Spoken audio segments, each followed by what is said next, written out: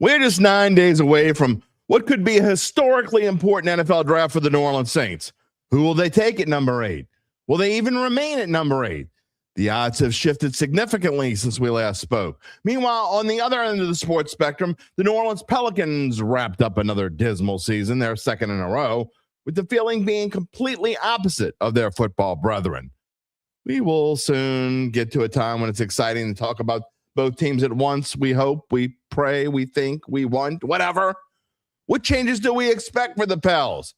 Plenty to talk about with our first-time guest and my former colleague at the Times-Picayune, John DeShazier, who is a sports columnist for the New Orleans Saints and a color analyst for the Pelicans. Perfect for this show. We'll get him to share his insight from inside the building. Who will the Saints take at number 8? What does he think? He can tell us. We can share secrets, right? Also, Gabe is here with the poll question y'all may or may not like, and the answers for Dat Date in history. It's not often we have a Tuesday edition of the Dattitude podcast, so there's nothing else to do but get this show on the road.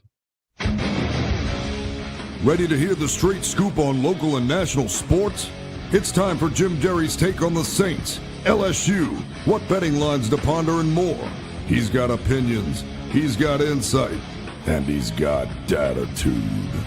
And he'll always tell you the way it is, or at least the way he thinks it is.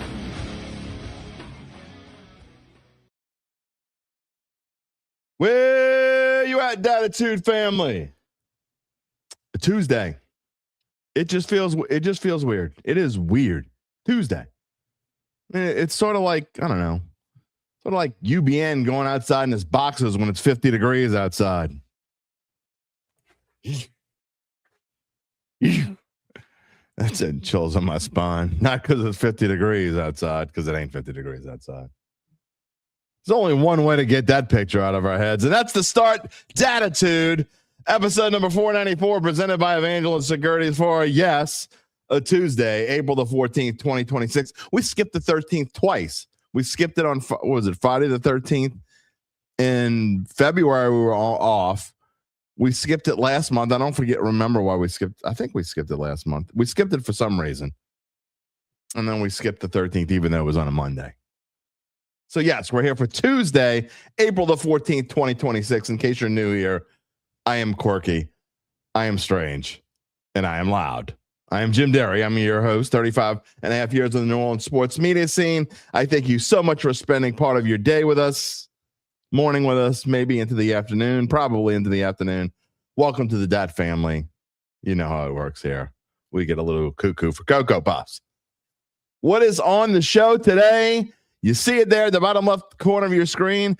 John DeShazier, my old pal from the Times-Picayune. We worked together for 20 years at the Times-Picayune. We were together. Then he took off and left before all the mess happened at the paper. That's right. He was smart enough to get out when the going was good. And then he became a sports columnist for the New Orleans Saints. And later, for the past, I don't know, several years, I have to ask him how long. I don't know how long it's been, but it's been a while. He is also the color analyst for the New Orleans Pelicans. And we're going to talk about both today. Look, I know I did not talk a whole lot about Pelicans this year, and that was done by design. I'm sorry. We have enough bad news in the building, and I just can't just keep bringing people down, you know? I meant to dive back into the Pelicans at some point. It just never happened. And so here we are. The season ended this past Sunday, and I told you that we would talk about them at some point, and we're all going to talk about them today. Now, of course, we'll talk about them again as we get closer to their draft, which will be, I think, is in June. I know the lottery balls come out soon. Like, Gabe, you know when? I know that's before too long to tell us they do the lottery ball thing. I know it's during the playoffs at some point. I don't think it's during the play-in. I think it's later on. May 10th. May 10th. There you go. We'll find out the lottery balls on May 10th. Thanks, Gabe. And then I know the draft is in June, a month after that. So we will be talking about Pels going forward a little bit, but we got so much to talk about with Saints. Look, the odds have significantly changed since I told you as we got close. They stayed pretty close to the same for a while. What do the odds tell us? They have some interesting movement going on in there. There's one name in particular that's kind of shot up the odds charts. Do the odds makers know something we don't know? And there's one name that's kind of going down a little bit. Now, again, I don't want to give any spoiler alert yet because we're going to talk about that in the Saints segment. It's coming up if you bring it up in the comments, which we're going to get to in a little bit. But remember, I always tell you, look at the odds. What do the odds tell you? There's a reason why those people make money. They're still kind of all over the place a little bit where the lowest odd is at plus 350. So that tells you that they really don't have that much of a clue. They're kind of guessing. But again, the fact that one particular name is kind of shot up the draft board has come out of nowhere to get into fourth place. And it's actually, I'm sorry, it's not in fourth place, tied for second. I'm going to get to that in a little bit. That's going to be part of our day. I'm going to talk a lot about the draft. I'm going to ask JD about his thoughts about where the Saints go at 8. Is there a possibility? Does he get any sense that there's any possibility that the Saints will move out of the 8 slot? Will they move up? And I would imagine there's only one name they would move up for, in my opinion. Maybe 2. I would think if they're going to move up, they're going to get either Jeremiah Love, or if they think if they can move up 1 or 2 spots, they get Carnell Tate. I mean, you cannot give up too much draft capital. Look, I like Carnell Tate. I think if he's there at 8, 100%. Jeremiah Love's gone. Carnell Tate's there. At 8, you're running the board, but it's looking more and more like Carnell Tate won't be there. Now, while Jeremiah Love, in my opinion, is a franchise-changing running back and is worthy of a trade to move up some, I don't feel the same way about Carnell Tate. I like Jordan Tyson. I like Mekhi Lemon. I know we've had this discussion before. They're not worthy of the 8 pick. We'll see. I'll ask JD what he thinks, what his feel is. Does he think Ruben Bain is a strong option? Does he think Mansour Delane is a possibility? What about Caleb Downs? Will he make it that far? Starting to look like he won't make it that far. So the odds are not necessarily clearing up for number 8, but they are clearing up a little bit ahead of the Saints. And after JD's gone, maybe Gabe, if you want to, we might talk about part of this. I might go through some of the odds 1 through 7 ahead of the Saints. I don't necessarily want to waste time that we have with John DeShazier because he's only going to be on for about 25 minutes. We got a lot to talk about, but maybe when Gabe comes on, we'll go through some of the odds. So we might do that. We haven't really spent enough time doing that. And if you don't know this, Gabe and I are going to be part of, it's going to be a combined live draft show on draft night, Thursday, April 23rd, 1 week from this Thursday, live draft show from before the first pick until after the 32nd pick, the entire first round. We are going to be on the air live, giving you our spin, not just the Saints. Obviously, we're going to be focused on the Saints. There will be Saints insiders on this show. It'll be live on the NOLA.com Saints Insider Show. It'll be live here on Dattitude. So you'll be able to see it both places. I'm looking forward to that. It'll be a lot of fun. We will take comments. Probably not as many as we do here because I'm not going to be manning the controls. However, Zach's pretty good about showing comments, so I'm sure we'll be doing all of that, and all the regulars will have their chance to get their say in. Also, you know how it works here. If you would like to talk to us, we talk back. We will get to some comments before JD comes on in about 18 minutes here on the show. I got a couple other things to talk about, but we're going to get to comments, I promise. So you type them in, whether you're watching on YouTube or Facebook. I will show them here, and we will talk about them. As long as you're not super silly. We don't get a lot of trolls in it. With the trolls, for the most part, the trolls have taken a vacation. We had one kind of cuckoo bird the other day. For the most part, we haven't had a good dumbass of the week in well over a month. I'm really kind of disappointed. I mean, really, y'all gotta get to where are the trolls? I mean, I like to swat a good troll every now and then. Just saying. It's been well over a month since we had a dumbass of the week. In fact, I think it might have been before Mardi Gras last time we had a dumbass of the week. Just saying. Not that I'm begging for one, because you know what y'all are.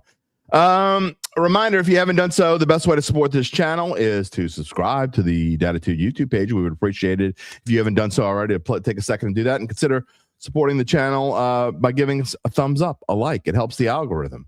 find us. You can also find us on Facebook. We're going to have some shorts to do this week, some short takes on the draft. I'm sure something will come out of this show that we'll have a short on. Those have been doing very well on Facebook, TikTok. We have a TikTok page. And if you're watching this show after the fact and you want to talk to me, you can find me on X at Jim Derry Jr. or email me at jim@jimderry.com. And if you would love to become a member and help support the show financially as well, or give a super sticker or super chat, whatever it is, you know how to do so. We thank you all so very much if you would like to do that. Let's get started. Before we get to the rest of our show, let me tell you about our friends at Evangeline Securities. It's always draft day at Evangeline. Of course, they are a company that can help you decide if it's the right time to sell your family-run or privately held business. And just as importantly, they can figure out what that business is worth. If that's you, someone you know, I'm going to help this guy or this lady. You know what? Aunt Joe, she's ready to sell that business, and she didn't even know where to start. I can tell you where to start.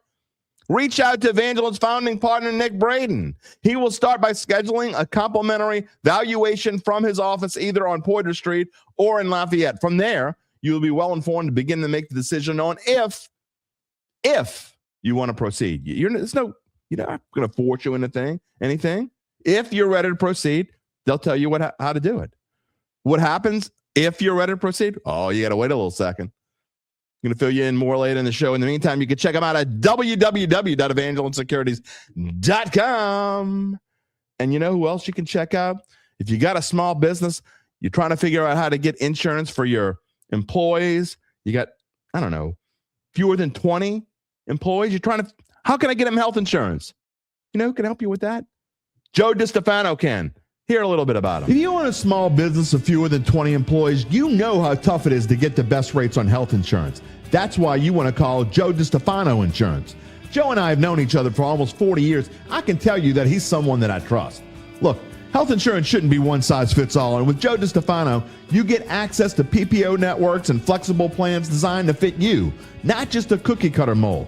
Joe's licensed, he's local, but he can help you no matter where you live and operate. From preventative care to peace of mind, we'll tailor a plan that works for your life today and tomorrow. Call Joe DeStefano at 504-234-2132 to protect what matters most. Let's get this show on the road. All right. I see I got a lot of comments in the queue. I can't wait to look at them as always. I do not look at a single comment until it's time to get there because I love the surprise. Or something like that. Before I get to the comments, just a couple things outside of the realm of the Saints, the Pelicans, and whatever else. What a weekend of sports. I am no Rory fan, but let me tell you, I really am. I'm not. I am not ashamed to say I was rooting against him. That's a whole different show. Why I don't like Rory, I just don't. He rubs me the wrong way. Well, I'm not like actively out there rooting against him like I root against Phil Mickelson. That's a whole different story. But just something rubs me the wrong way. Anyway, whatever it is, doesn't matter. I'm not denying what he did was special. And look, when you talk about a major in golf and someone does something that only 3 players have ever done and 2 of them have names of Tiger and Jack, that is crazy. That's right. Rory McIlroy became just the 4th player in the history of the Masters to win back-to-back Masters tournaments. I don't think anyone can understand, and I don't understand it. I'm just saying I don't think anyone can understand it. How impossibly tough that is to do. Tiger did it in 2001 and 02. Nick Faldo before him in 1989 and 90, and Jack Nicklaus did it in 1965 and 66. So to win back-to-back Masters, I don't care who's playing. I don't care what you did. I don't care how you got there. I don't care what the weather was like. I don't care what the greens were like. I don't care what the scores were. It doesn't make a difference. If you win 2 Masters in a row, that is super special. Golf clap to Rory McIlroy. Fantastic. And then lastly, before we get to the comments, because I'm sure this is going to be in the comments, Gabe, what is our poll question today? Oh, boy. Let's have some fun. Maybe the sky really is falling for LSU baseball. The poll question today is, what are your feelings on LSU? Type in number 1 in the comments. All you got to do is type in a number. and you will automatically be part of the poll. If you type in number 1, it means they get a pass after winning 2 of the last 3 years they won natties. Number 2 means this is unacceptable, by God. The sky is falling, and I will not accept mediocrity. There's one numbnuts already. Ding, ding, ding. One numbnuts voted this is unacceptable. That might have been UBN starting the pod. I'm just going to guess. I don't know. And the number 3, the answer is LSU what? I only watch football. So let's see what we get. Go ahead. Type in your numbers now. What are your feelings in LSU baseball? Number 1, they get a pass. Number 2, this is unacceptable. And number 3, LSU what? I only watch football. And I'm just telling you right now, if you voted number 2, you're a numbnuts. Period. I'm going to get there. I'm sure it's going to be in the comments. I can't wait. And lastly, before I get to the comments, leave that up, Gabe. It's not hurting anything. Holy smoke, 74 comments. Baseball playoffs. I had a good one last night, man. I know y'all don't care about prep baseball, but I'm just going to touch on it. We got 10 minutes for comments here before JD gets here. Newman and Mandeville, and this is every now and then I get to cover a special team, and I really think these Newman Greenies that I'm covering right now are a special team. We're going to see. We're going to find out because they got a special senior laden team. I've been covering them a lot on VSN coming up. Well, at least there's no number 3s. Number 3 would have been bigger numbnuts, I think, than number 2. So anyway, somebody just voted number 3 just because I said that. Maybe not. I don't know. What are your feelings on LSU baseball? Type in number 1. All you got to do is type in 1. Type in 1 if you say they get a pass. Type in 2 if this is unacceptable. Or type in 3. LSU what? I only watch football. All right, let's get to some of the comments. Oh, Lordy. Some of the comments. You can leave that up. I don't know what's going to happen if I type on pick on one. Let's see. Charles Mangus, good morning. How was my first day of SI training school? You know, I didn't even talk about that. The short answer is I haven't done a whole lot. I have some meetings Thursday after the show. And so really my first published content with SI is not going to come out until maybe Friday. We'll see. But yes, I'm excited. I did go back and forth via email a lot yesterday, but it wasn't what I thought. I thought I'd be typing away at the computer. No, it didn't happen that way. So trust me, I got plenty to do to get busy. Well, keep busy. We are also going to be broadcasting a first round playoff series on VSN, I think Thursday, Friday, and Saturday. I'll tell you about that later on.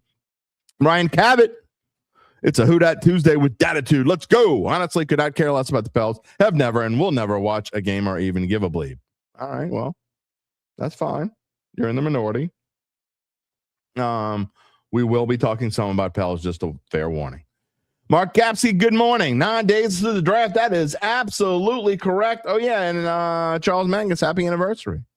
9 years. Somebody spent 12 years with you, Charles. I say that about my wife all the time. We have been married for 18 years and been together for over 20, and it's a miracle that someone has been with me that long. Jerry, good morning. What happened to me Monday? I said this on Friday's show. You probably didn't hear me. It's okay. The reason why the schedule is weird this week, multiple reasons, and I'm glad you brought that up because we're going to be on Thursday and not Friday. It was opening day for me working for On SI, Sports Illustrated, covering the Saints, and I had to leave my day free in case I had some meetings and stuff like that. And turned out I could have done a show. Didn't know that at the time, but I could have done a show. Righty. What else we got here? Lance, good morning. I got to go roll through some of them now because we only got 8 minutes left of comments. Who dat, Lance? Yeah, we're not having a Mono-E Tuesday. Sorry. It's okay. Chad Gage, good morning. People of the earth. Closing in on Dat Draft. It's going to be fun. We're still waiting for you to vote in the poll. If you haven't done so already, what are your feelings on LSU baseball? Type in a 1 if they get a pass after winning 2 natties in 3 years, or type in a 2 if this is unacceptable, or type in a 3 if your answer is LSU. What? I only watch football. What else we got here? Mark Satanovich says he hopes the Pelicans don't hire Darvin Ham as their new head coach. I don't see that coming. I don't think you have anything to worry about. We'll see. Lance also says UBN and boxers trying to eat lunch. And eat lunch with that in your head, pal. Too bad. Too bad. So sad. What else we got here? Jerry's talking about the play-in tournament. Who I got? Heat, Hornets, Blazers, Suns, Sixers, Magic, Warriors, Clippers. I got to be honest, Jerry. I'm probably not going to have time to watch. If the Pels were playing, I would make time to watch. But I got so much going on, I probably won't. And I remember that June is your birthday month because I remember having the conversation that was my wife's birthday month and it's your birthday month. It's also my grandson, one of my grandson's birthday month. So June is becoming more and more important. My friend Shane Bergeron is here. Without a first-round pick, it's going to be a premium pick. Probably was Dairy Queen worth it? Time will tell, but the kid can play, and they certainly hit on Jeremiah Fears. They did hit on Jeremiah Fears, but you could talk about Mr. Queen all you want, Shane. We've talked about why that trading that unprotected pick is absolutely absurdly ridiculous. I know, you meant Derek Queen. Sorry. Lordy. Don't bring me down. Dun, dun, dun, dun. Brian Cavett. Loomis's track record is draft guys with an injury. Come on, man. I mean, the dude's had don't get me wrong. I've said this 1,000 times. I'll probably say it 1,000 times more. Of course, he had a bad few years. No question about it. But he had some really good ones, too. And I think the last 2 Saints drafts have been fantastic. That's just my opinion. All right, last couple minutes to vote in the poll before we take it off the screen. We'll show it again when Gabe comes on later in the show. But what are my feelings on I would clearly vote number 1. They get a pass. Number 1 is they get a pass after winning the Natty 2 of the last 3 years. Number 2 is unacceptable. It's unacceptable. I think you're unacceptable if you're voting that, by the way. I mean, not hating on you. But I am calling you a dodo bird. And number 3 is LSU, what I only watch football. I think that's actually more acceptable than saying this is unacceptable. All right. Take that off, Gabe. We'll show it again later on. Hart says he's fine with Lemon at 8 yards after the catch. Yak. Remember John Madden is yak. He's got a bunch of yak. He refuses to condone drafting injury-prone players at 8, i.e. Jordan Tyson. You know what? I don't really give a rat's patoot if a dude is injury prone. You know who was injury prone? Tyler Shough. Tyler Shough was injury prone. He had plenty of injuries. What did he play college, Gabe, for like 14 years? 23 years? Something, I don't know, something like that. 7, that's it? Just joking. I mean, let's just say, come on, man. A lot of people are injury prone. I mean, you can't hold that on a kid before he even gets drafted. Yeah, he's had his issues. So what? Saints need a wide receiver. And if he's the best one available, go for it. $50 super chat. UBN will be in his, oh my God. Guess who won't be on the show in the next show? Hopefully you can find some Derek Carr boxers. If you find Derek Carr boxers, I'm putting them on. I'm going to show it. I'm just to say. JD's in the green room. We got to roll through some of these comments. I ran the trolls off. I know it's kind of boring without it. We need, look, I got to have a dumbass of the week every now and then. It's really kind of sad. We haven't had one in a while. I mean, the trolls have left. I mean, I don't know where they're going. Chad Gage, if we do Lemon trade back a couple spots, downside of Lemon is mainly a slot. No, Olave has used a bit in the slot too. Yeah, I hear you. I'm going to ask JD if he thinks possibility they moved down. It's not in the Saints' DNA, but things change. We have first every now and then. Every now and then we have a first. Good morning, S. Kelly. Glad to see you here this morning. Hart, I'm a betting odds man. What are the odds McElroy gives you some of those prize winnings if you ask him really nicely? I would say they are about 0.0. But I could be off by 0.0001 or somewhere along those lines. Good morning, Joe. Adam Varner is here. Good morning. Charles saying congrats to Rory. Oh, and I got a bunch of answers to the poll question, and we're gonna get moving on. Mitch, good morning. Scott Claymore, good morning. We got to get rolling. I'm gonna come back to some of these comments when we're done. Last comment before bringing JD up. Sav says just here to plug the Padres. Okay, well, I know one thing. The Padres are better than my stinking Cubs, who gave up 13 runs to the Phillies, who couldn't hit their way out of a wet paper bag before last night. Well, except for slugging Schwarby, who we miss greatly. Anyway, Seattle's in town for 3-game series. Go Saints. All right, we hear you. Y'all ready to get this show really on the road? Because I know I am. I'm excited about our guest today. I really am. And I'm going to bring him on right now. We love first-time guest, John DeShazier. How the hell are you, my friend? I'm doing very well, Jim. How you doing? I'm doing well, and I'm almost embarrassed to say this is episode number 494, and is the first time you're on this show. Hey, better late than never. Number one, better late than never, and number two, when I join in and I hear you guys talking about Derek Carr boxers, that makes it worth the while. You don't know that stems from a long thing on it. You don't need the backstory on that one for sure. JD, first of all, how are you doing? I know we haven't talked a whole lot lately, and I know you went through. To say you went through a health scare would be a major understatement. But how are you feeling these days? I'm doing great, man. Health is fine. Everybody says I'm great oncologist. I am totally cleared. I'm cancer free.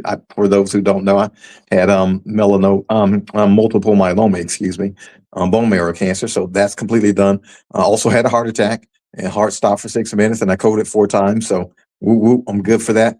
So cardiologist, oncologist, and every other oncologist says I'm doing fine. That means the man upstairs says you have work left here to do, my friend. Yeah, I would agree with him, and I'm very, very thankful for him for believing that way. Well, we're so glad that you're here. All right, we obviously want to pick your brain on 2 major areas of expertise, and that's the Saints and the Pelicans. We're going to spend a good chunk of our time this morning talking about the Pelicans. I mean, talking about this. Well, we will talk about the Pelicans, but talking about the Saints and what goes on at number 8 and all those sorts of questions. But I think the feeling of the Saints right now is probably maybe is as high as it's been since maybe halftime of that playoff game in 2020 when the Saints were playing the Bucs and looked like they had a chance to win, and it slipped away. And little did we know, well, some of us knew that was the end for Drew Brees, and soon after it would be the end for Sean Payton a year later. But the Saints are in a different place right now, and despite the fact they're coming off the seasons of 5-12 and 6-11, JD, I mean, the optimism is through the roof. Yeah, when you get a quarterback, or you get a guy who you feel is a franchise quarterback, all of a sudden it breathes life into the franchise. It breathes life into the city. I mean, the Saints feel like and for all the world, it looks like they found them one in Tyler Shough. He went 5-4 as a starter last year, but he seems to have all the tools, and not just the physical tools, but he seems to understand how to relate to teammates and how to command the locker room and how to command the huddle and how to relate to the city, which is important in New Orleans, obviously. He seems to have all those things. He couldn't be better for this city if he were, just a PR creation. He seems to fit everything this city needs in terms of a leading man when you're talking about quarterback. And again, franchises that are important nowadays, franchises that win, you start at quarterback. You got to have a dude who can be the dude. You got to have a dude who makes his teammates better, and not just on offense, but makes his defensive teammates feel like, I need to get him the ball one more time. We need to make a stop here. Or if they don't make a stop, okay, we didn't get a stop, but in this game, we need 35 and that guy can get it for us. You got to have that guy who instills that kind of belief. And he's that guy who right now instills that kind of belief. JD, it's not just the playing capability of Tyler Shough too. And I mean, you look at the biggest difference between, well, there's a lot of them, but we joked about Derek Carr earlier and we continue to joke about Derek Carr on the show. It's a running joke. But you see Tyler Shough everywhere. You didn't see Derek Carr anywhere. And look, that wasn't who Derek Carr was. I'm not blasting him for that. That's not, he didn't want to be in the public eye. But I mean, Tyler Shough, for God's sake, he was at a rodeo this past weekend. I mean, he was at the Savannah Bananas a couple of weeks ago. This dude is everywhere. He is embracing the city. And I think that's part of what makes him so endearing. Oh, absolutely. Now, Derek Carr, don't get me wrong. If Derek Carr goes 13-4, it doesn't matter. But he didn't. That's correct. and so now those are things that in New Orleans, those things do matter. I mean, now you can be 13-4 and it's great, but if you're 13-4 and you embrace the city and the city embraces you, then that's a totally different thing. As Drew Brees told Zion Williamson, if you love New Orleans, New Orleans will love you back. And absolutely. Tyler Shough, really, I'm sure he got the same advice from Drew Brees, but he dove in head first. I mean, he's all the way in the deep end of the pool where if it's New Orleans, Tyler Shough is like, okay, I'm going. I got to figure this out. I'll show my face. I'll be here. I'll be there. I'll be whatever it is that you need to be in terms of being a leading man, a face of the franchise, and a guy who you want out front leading things. I mean, he just, for lack of better word, he gets it. And no knock against Derek Carr, but as you mentioned, that just didn't seem to be his personality. Well, Tyler Shough says, you know what? I'm jumping all the way in because one, these things can be fleeting. You don't know how long you're going to be the leading man for a franchise. You don't know how long you're going to be the starting quarterback. Now, you hope it's going to be 10, 15 years, but you just don't know. But along the way, you might as well enjoy it. You might as well love it. And again, if you love the city, I've seen it time and time and time and time and time again here, because I've been here since 1992. If you love this city, if you show this city affection, it will hug you back. It will love you and it will fight for you. And it will say, you know what? You can't talk about our guy. We can, but you can't. It'll defend you to the death. And JD, that works in every facet of life. I mean, I'm born and bred New Orleanian, and I can't think of living anywhere else, especially at my age. I'm not going anywhere. It is what it is. Whatever happens to me professionally, I'm not going anywhere. But I think about guys like you, like Jeff Duncan, columnists, people who came to the Times-Picayune throughout the years, and just all of a sudden you became an instant New Orleanian by moving here. And it's like you say, it's not just with football players. If anyone, if you love this city, it's going to love you back. One of the great things that happened for me, and I didn't realize it at the time, was when I came here, I worked at the Picayune, and we had a residency rule, and so I worked in the West Bank Bureau. Right. So the residency rule was you had to live in the community where you worked, and so I moved to the West Bank. And you don't realize it at the time, but that is so critical because you see these people every day. They do kind of need to see you, in Walmart or walking the street or doing whatever. They need to feel like you're a part of what you're doing. And the more you feel a part of it, the more invested you feel in the stories.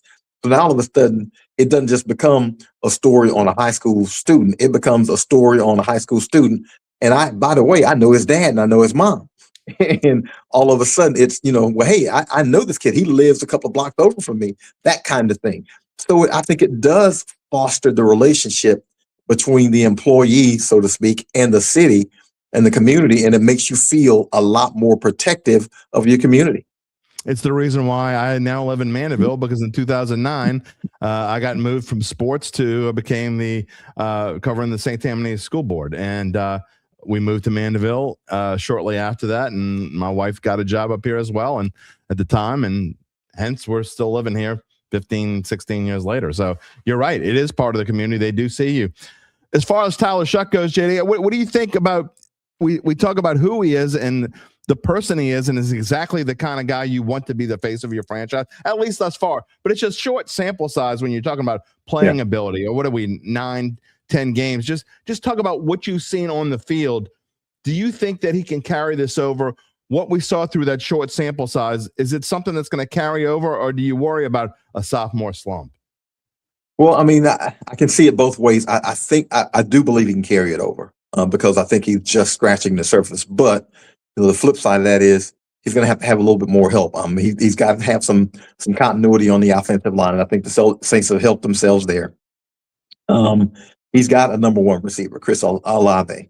He's going to need help in that area because Chris Olave, now being a second team All-Pro is going to draw more attention. So you got to have another guy who can relieve some of that stress on him. Whether that's going to be Devon Vele, that remains to be seen. But you got to have some help for the guy because the attention is coming. When you put up the kind of numbers he did last year, and you had the comeback that he had last year, and now you're probably going to have the salary that he's going to have in the coming years. That says number one receiver. So now you got to get him some help, and that's the big thing. I think Tyler Shough. 9 games started, but he's going to have a better grasp of the offense. And again, we have to remember, he didn't play with a lot of the guys that you want to be front line out there with him. Alvin Kamara wasn't on the field for a good amount of time. He didn't have Rashid Shaheed at the other receiver. The tight ends got a little thin because Taysom Hill got injured, and he did have a nice season out of Jawan Johnson, but he had some things happen there. Offensive line wise, Eric McCoy gets injured. And then you get injured, and then Trevor Penning gets traded, and then you have some instability on the interior of the offensive line, where even Cesar Ruiz gets injured for a couple of games. Right. You did have stability at the tackles, but you have instability at the offensive line. And then again, after Alvin Kamara gets hurt at running back, everybody gets hurt at running back. I could have ended up the season with me at running back, for all the injuries. And so you hope to have some stability for the cast around him. I think that will help make him better because it's natural to have a struggle in your sophomore season. People kind of they sit around, they watch film, they kind of figure out your tendencies. They know what you want to do and what you like, and they want to take some of those things away. John DeShazier here with me this morning in this special Tuesday edition of the Dattitude podcast. Got a weird week. It was we get closer to the draft. Weird days being on the air today, but we'll take JD whenever we can get him. Look, I also want to ask you. That leads into my question. Look, I know you work in the building. You got the secret. You can share. We're not going to tell anybody. Share the secret with us. Are the Saints going to continue to, as you say, build around Tyler Shough with that first pick and with the 8th pick of the first round? What are you thinking? Are you thinking offense? Are you thinking defense? Or are you leaning one way or the other? We can take the secrets. We won't tell anybody, JD. Yeah, well, remember you hit first. I'm greedy, and I want some help for Tyler Shough. Because, you and me both. Because we've been through this cycle where we've seen this offense kind of starving. I mean, it's been a struggle for the last, really since Drew Brees walked out of the building.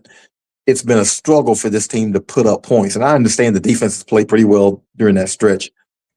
But the defense has had some games where it has really played lights out, and the offense hasn't been able to score, and you can't win the game. And the name of the game is you got to be able to score more than the other team. And Tyler Shough is one of those guys who can manufacture. We saw that again with a limited lineup. But man, I'm greedy. I want to see another receiver picked, especially if you can get one at 8 to have the help. Now, this is a deep receiver draft, but look, if Carnell Tate is there, I'm not the GM. I'm pushing the button if I'm the GM. Running to the podium. Yeah, I'm running. If Mekhi Lemon is there and because Tate is gone, I'm still thinking about it. And there's a possibility. I know it's a slim possibility, but if Jeremiah Love somehow falls to 8, and I understand he's a running back, and I understand you just signed, Achane, and I understand Alvin Kamara is on the roster, but the Saints, one time in history, had Ricky Williams at running back, and they drafted Deuce McAllister, and it worked out okay. It worked out okay, and if Jeremiah Love is there, and he is considered by many the best player in the draft, I just don't think you can pass up that kind of talent because he is so versatile. He is so explosive. He is a touchdown waiting to happen at any point on the field. And that's the kind of guy that you figure it out. you take him and you figure it out. Yeah, you say that, and even before that, JD, not too long before you got here in the mid to late '80s, and I guess into the early '90s, the Saints had Dalton Hilliard and Reuben Mays. So I mean, they had. So you think about the possibilities and the way that Kellen Moore wants to run an offense, and every really good offensive coordinator. I'm sorry, but every really good offensive coordinator is going to want to start with the running game first, and it's something the Saints haven't had in a little bit. And I think if you get any chance, even look, I don't love trading up, but if he falls to like 6, you got to start thinking about making a phone call to the Cleveland Browns and saying, you know what, I'm willing to give up a little draft capital to get a guy. In my opinion, I think Jeremiah Love is a franchise changing kind of player, and to me, you don't do it if it's at 4 because you wait a little bit, but you wouldn't have to give as much capital up, I think, to the Browns if you're going to move up 2 spots. Yeah, and the fact of the matter is, taking a running back isn't outlandish. Running backs get hurt in the NFL. They get hurt. And unfortunately, we've seen that with Alvin Kamara the last couple of years where he's not been able to play a complete season. They get dinged up. They have soft tissue injuries. They have bigger injuries. And so the more you have, because again, the Saints ended up, maybe on the 4th or 5th running back, by the end of the season last year. But you have more fresh guys, you have more weapons to throw out there, and you have that versatility where a guy like Love can, you can put him in the slot, you can set him out wide, you can hand it to him back there as a tailback, you can put a fullback in front of him, you can do a lot of things with him, and if you can get him in a crease, heaven knows he can take you to the house. That's the kind of guy you want. I agree 100%. I hope that's what happens. I hope when we hear you talking from Saints camp on that Thursday night, just a week from Thursday, as a matter of fact, we hope that's what we're hearing, that we're talking about offense, because I'm on the same page. I know, but a lot of the listeners are not. And Brian's on him. He says the heart of the D is gone. He thinks that's why defense is the need. Get your wide receiver at 42. If you're talking about Demario Davis, you're not going to draft a linebacker unless it's Sonny Styles. You're not going to draft a linebacker with the 8th pick of the draft. So get your defense in the 2nd round. Yeah, exactly. I mean, because and look, you do have Caden Ellis back. You figure he's going to play a lot. You hope Pete Werner is going to be, guy. You have some guys in the building. Now, does that position need some addressing? Of course it does. As does edge rusher, as does probably defensive tackle. So there are some needs defensively that have to be addressed. Don't get me wrong, but still, there are going to be some situations, I think, especially at 8, if you can get a game changer and you can't get the linebacker you want. Obviously, you can't get him because he's probably going to be off the board. Right. You get that guy who you feel can change things for you. And then, you can address those other needs in the 2nd, 3rd round, and some other picks. But you get that guy who's going to walk in the building and everybody's going to say, "Man, okay, we got us one." And you think about where the Saints were in 2006 and took the world kind of by shock when they went to the NFC Championship game, and they built around Drew. We're not saying Tyler Shough is Drew. I mean, he could be, he could be a guy that's here for a decade or more. We hope that's the case. But you think about how they built around Drew, and yes, they brought in important pieces on defense, but they set everything up for that run to 2009. And without setting everything up, and you think about the core pieces around Drew Brees, and I think that's why the Saints won the Super Bowl in 2009. Yeah, and you set up around Tyler Shough right now because you got him on a rookie contract. You can afford to do it now because if he plays, if he is what we hope he is, then it's going to get costly a couple of years from now. Yeah, but right now, while his salary is manageable, you fill it up around him, and then you can address him when the time comes. But you give him the things that he needs to be successful to make this a successful run for him, and not just for him, but for this franchise. Because again, you're talking about winning games, entertaining while you're doing it, and hopefully getting to a position where you get back in the playoffs. Because the big thing is you get in the tournament, and now anything can happen. It's a one game deal every week. You just want to get in and you want to shoot your shot. Yeah, I mean, absolutely. And once you get there, you see what happens. And look, we talk, I know you're not a big odds guy, but to me, not necessarily about the betting angle, it's telling a story. And the odds makers have numbers, and that they usually know what they're talking about. And if you look, these numbers have changed since the last time on the show, just since late last week. And, Ruben Bain is now the favorite at plus 350, means 3.5 to 1. But Carnell Tate has dropped a little bit. That's because if you look at some of the other odds, and I'm going to talk about this with Gabe later, but Carnell Tate is moving up the draft board again. It looks like most people think he's probably not going to make it to 8. Mansour Delane now up there. But Jordan Tyson has moved up as well. I'm interested to get your thoughts on him, and I know a lot of our regular listeners and regular watchers are nervous about Jordan Tyson, JD, because of the injury problems he's had at Arizona State in the past. But does that concern you? Would that stop you from drafting him at number 8?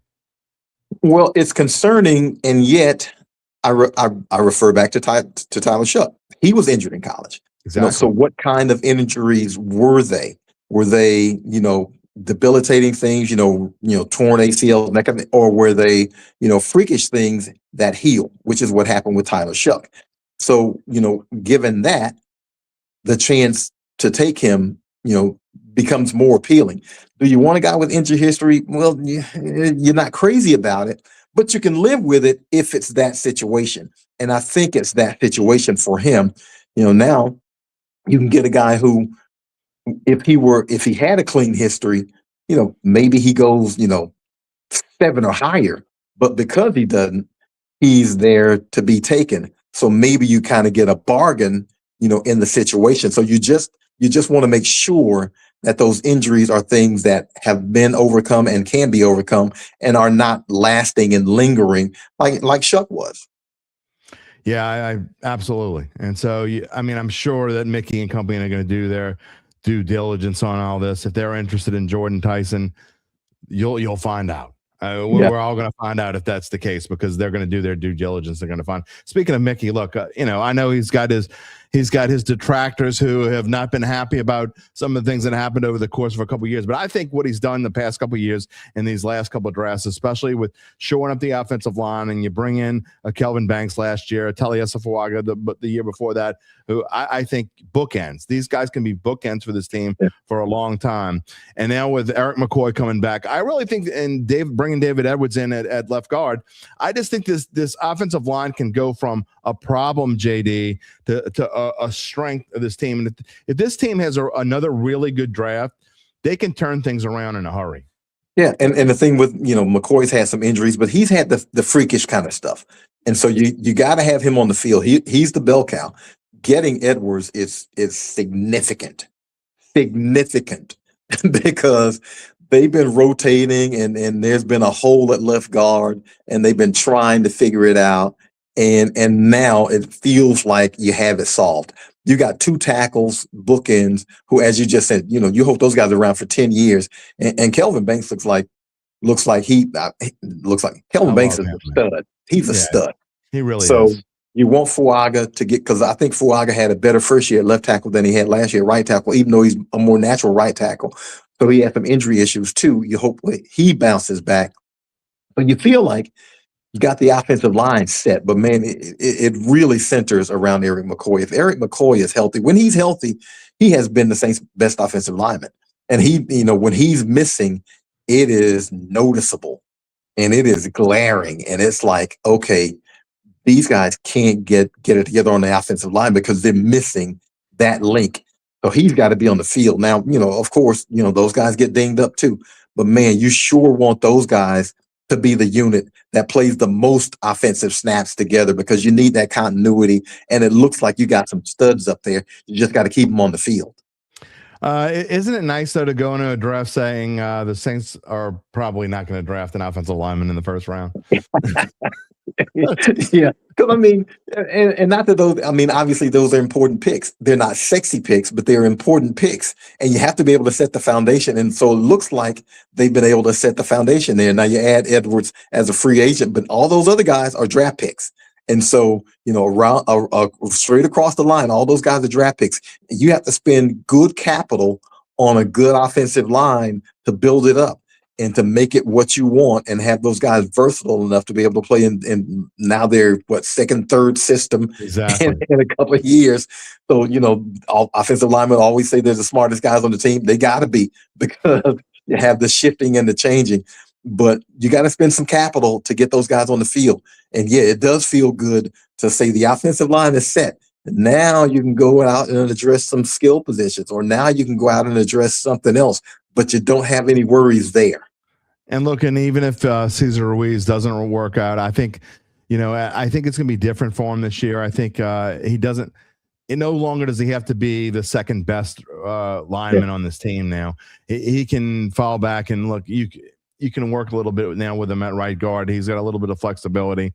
And if it doesn't work out, the Saints going to have a lot of money to address guard again in the upcoming free agency in 2027, I think as well. So I'm looking forward to that part of it.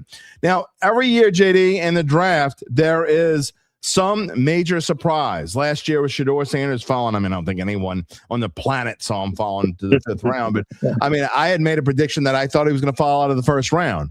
Again, if you would have told me it was the 5th round, I would have told you were crazy. But, you think back to Randy Moss dropping to the 20th pick and all these different things throughout the year. What is your draft day surprise this year? What is going to happen this year that might shock some of us? Ooh, if I had a choice, now I think one, I don't know how much of a surprise it is, but I think Ty Simpson is going to go a lot higher than people think. Quarterbacks are premium. And the way people have been talking about him, and look, I watched seemed like every Bama game was on TV last year. Yeah. So I saw a lot of them. And I remember, after about game 6 or 7, I remember texting somebody saying, that guy's a Heisman, he's going to win the Heisman. So, he was that impressive to me. I think he's going to go a lot higher than you think. But I will say this too. The running back at Notre Dame, who's not now I think is Price. I can't remember his first name. But the guy who backs up Love, he's got some juice to him. And he might be a 2nd-day pick, but I think he's going to be a high 2nd-day pick. He's got return capabilities. He's a guy who's a touchdown scorer, and guys like that are premium. And he's a guy who can change games. I don't know if he's Darren Sproles-ish, but he's got some of those capabilities, I think. And when you get a jack of all trades guy like that, who can score in multiple ways, he becomes a quarterback's best friend, because you can flare it to him out of the backfield. You can hand it to him in certain situations. He's a return guy. You can put him out a receiver. He can do a lot of stuff. I think he's going to go a lot. I think he's going to go higher than people think, because he's not slight, but he's not super sturdy either. But a guy like that, I don't think he has to be super sturdy, because he don't get hit. So, that's what you want out of that guy, to not get hit. And I think somebody's going to take him, and I think somebody's going to take him earlier than you think, and I think somebody's going to be really happy with him. Jadarian Price, and it would not surprise me at all if he's wearing black and gold. I'm just saying, if he falls that far on into, because I think he's going to be a round 2 guy too. And the projections actually had him at one point bottom of 2nd round, but he's moving up as well. So I think he would look good in black and gold too. That's going to be fun. But I think, we always see some interesting drops. That's why when people say it's a pipe dream that Jeremiah Love won't be there at 8, or this is going to happen, you can't say this is not going to happen, or that's not going to happen. The only thing I'm pretty sure about is that Fernando Mendoza is going first. After that, I don't think anyone has a real clue. No, you really don't, because think about how much people love Arvell Reese, and yet the concern is he a natural edge? Is he a linebacker? And so you take him, but now you got to kind of figure it out. Now you say, okay, he's such a splendid athlete. We're just going to figure it out. And so that's great to have that kind of option. But a lot of times you take guys like that, and if you can't figure it out, then people say, man, you messed up. You got a bust on your hands, as opposed to taking a guy who's done that before and you put him out there and you say, okay, we know exactly who this guy is. We don't have to project, can he do it? We know because he's done it, and he's done it at a high level. All right, John DeShazier, I gotta bring everybody down for just a little bit here, because we got to talk about the New Orleans Pelicans, and I can hear somewhere, if you close your close everything out and listen hard enough, you can hear the moans and groans of Todd Graffinini somewhere out there. I mean, somewhere. Oh, JD. Oh, somewhere out there we can hear Graf with his moans and groans. What do the Pels need to do this? And this is a loaded question, and we don't have. I know we're not going to talk about this for now, but just what do the Pels need to do? Number one, to get this ship back in the right channel. Well, I it's not a loaded question. They got to get the right coach. You got to get a coach who is an accountability guy. You've got to get a guy who can command the locker room with his voice. And we saw some of that with James Borrego. And I'm sure there are other guys who can, but you've got to have a guy who one commands the attention and respect of Zion Williamson. If he's going to be here, then he's got to have a coach who can not. You don't have to dress guys down, but you got to be able to hold guys accountable. This is what I expect of you. This is what this team needs from you. You didn't do it, and we need to figure out how we can get you to do it on a consistent basis. You have to have a guy who commands respect in the locker room. If you don't, I always hated the phrase inmates running the asylum, but it becomes that because guys don't respect coaches who can't hold everybody accountable. If you can't hold Zion Williamson accountable, then you can't hold Jeremiah Fears accountable. Right. You can't hold Bryce McGowan's accountable. You can't hold anyone accountable if you can't have accountability at the top. That's why Greg Popovich was such a good coach, because he would ride David Robinson. He would ride Tim Duncan the same way he would ride Avery Johnson, because there's an accountability situation that has to be addressed. It has to be. And unfortunately, it's something that has gone lacking, I think, for several years. But now you got to get that part right. Players, you can get players because NBA players are talented. NBA players are talented. Exactly. Most guys, no matter how talented they are, want to be coached. They want to be coached. They'll respond to coaching. Now, if it's disrespectful coaching, that might be a different thing, but they will respond to knowledgeable coaching that holds them accountable. And that's what you have to have. You look at teams like, Oklahoma City rose up with a bunch of guys who were, draft picks, of course, but guys who were being held accountable. You have to have that kind of accountability. You see it with Detroit now. Yeah, high picks, but a coach who says, hey, you messing up, and we got to get you to do this right for us to be a good team. You have to have that. And until you get that, it's going to be a struggle. So, hopefully that happens, because you talk about players being leaders and that kind of thing. And some guys are organically leaders, but you have to have a coach that's able to command the whole and be able to, one of the great things, and I'm shifting back and forth between football and basketball. Sean Payton, he could handle the room. He could handle the room. Yes, he could. And that's one of the things that you have to have. You got to have a guy who, when he stands in front of the room, all eyes are on him, and he holds people accountable. And so it begins there. That's the magic. That's the trick question. Who's going to coach this team? And is that guy going to hold everyone, top to bottom, accountable? And you look at this roster, JD, and there's so many good players on it. I mean, it's hard to believe you're saying that about a team that has 117 combined losses over the last 2 years. But there is talent enough on this team to win, and I mean win soon. Yeah, and I mean it can change in a hurry. And you see it. I mean, a couple of years ago, San Antonio lost 60 games. This year, they won 60. Exactly. So it can happen. And now, everybody doesn't have Wendy. Yeah, everybody doesn't have Wendy, but it can change. And so it's got to be, the accountability is, okay, we're going to have a small lineup. We're going to play a small lineup. But listen, everybody's got to rebound. There can't be any leaking out. Everybody's got to rebound. Otherwise, we're going to give up a ton of second chance points, and it's going to be hard to win on a night-to-night basis. That's accountability, because you know what you want to do. You know the path you want to take. If you're going to play small, then that requires some sacrifice. So that might not be as many fast break points, but you better rebound, because you can't do anything without rebounding anyway. It's hard to win in the NBA without rebounding. Those are the kinds of things where, I look at, and I'll throw Z out there. I'll throw Zion out there. But I want to see Zion Williamson, stack up, double doubles. I want to see him rebound, because you have to have everybody's hands got to be in it. Everybody's got to feel like they're a part of it. Everybody's hands have to be dirty, because you have to do it together. That's the only way to do it. And, the chant coming out of the huddle is always, together on three, 1, 2, 3, together. Well, are you doing it though? Are you really doing it? Because it takes a group effort. Herb Jones can't be the only guy who's really defending. The defense can't fall apart every time Herb Jones steps off the court. It's got to be a team effort. It's got to be everybody linked together. It's got to be everybody on one string, whether Herb Jones is available or not. The offense can't fall apart if Trey Murphy's not there.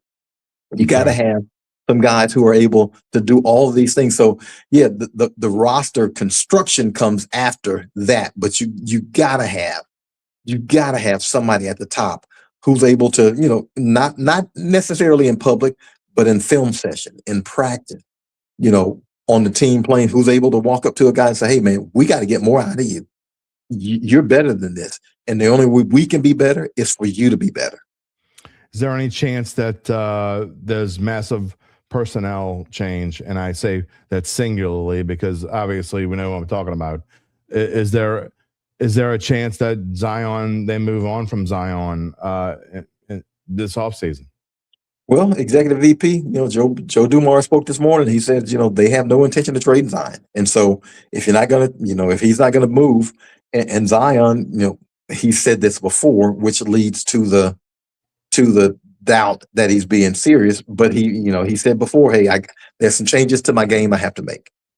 And it's been obvious to everybody who watches him play. There are some changes to his game that have to be made. He's got to develop a mid-range jumper. He has to. He ain't got to go out to the three-point line. But when the entire defense is standing in the paint waiting on you, right, they're giving you something. So you got to be able to take advantage of it. And he seems to have figured out the nutrition, the weight part of it, the being in shape. He seems to have figured it out. But now, is that a 1 year shooting star, or is that going to be the consistent Zion that we see from here on out?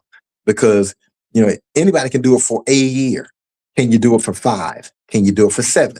That's the difference between being a good player and a great player, if you can sustain it consistently. So those are things that have to be done. But Joe Dumars says they're going to stay with him.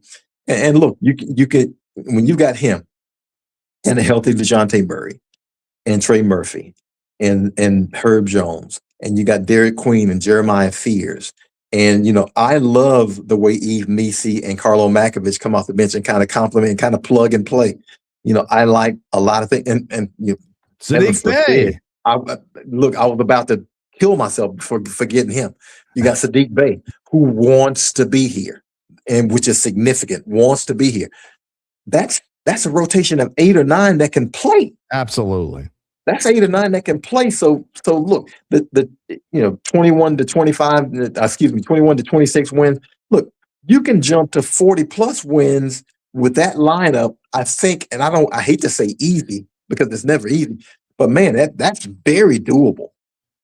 Last question. Do you feel like, after what you said, I think I know the answer, but do you feel confident that this time next year, if we're talking at the same time, that we're talking about a Pelicans team that still has games left because they're going to be playing in a postseason, whether it be a play-in or whatever it may be? Do you feel like that it's going to happen next year? Yeah, we better be. We better be talking about that because patience only goes so far. I mean, we gotta see the results. Don't.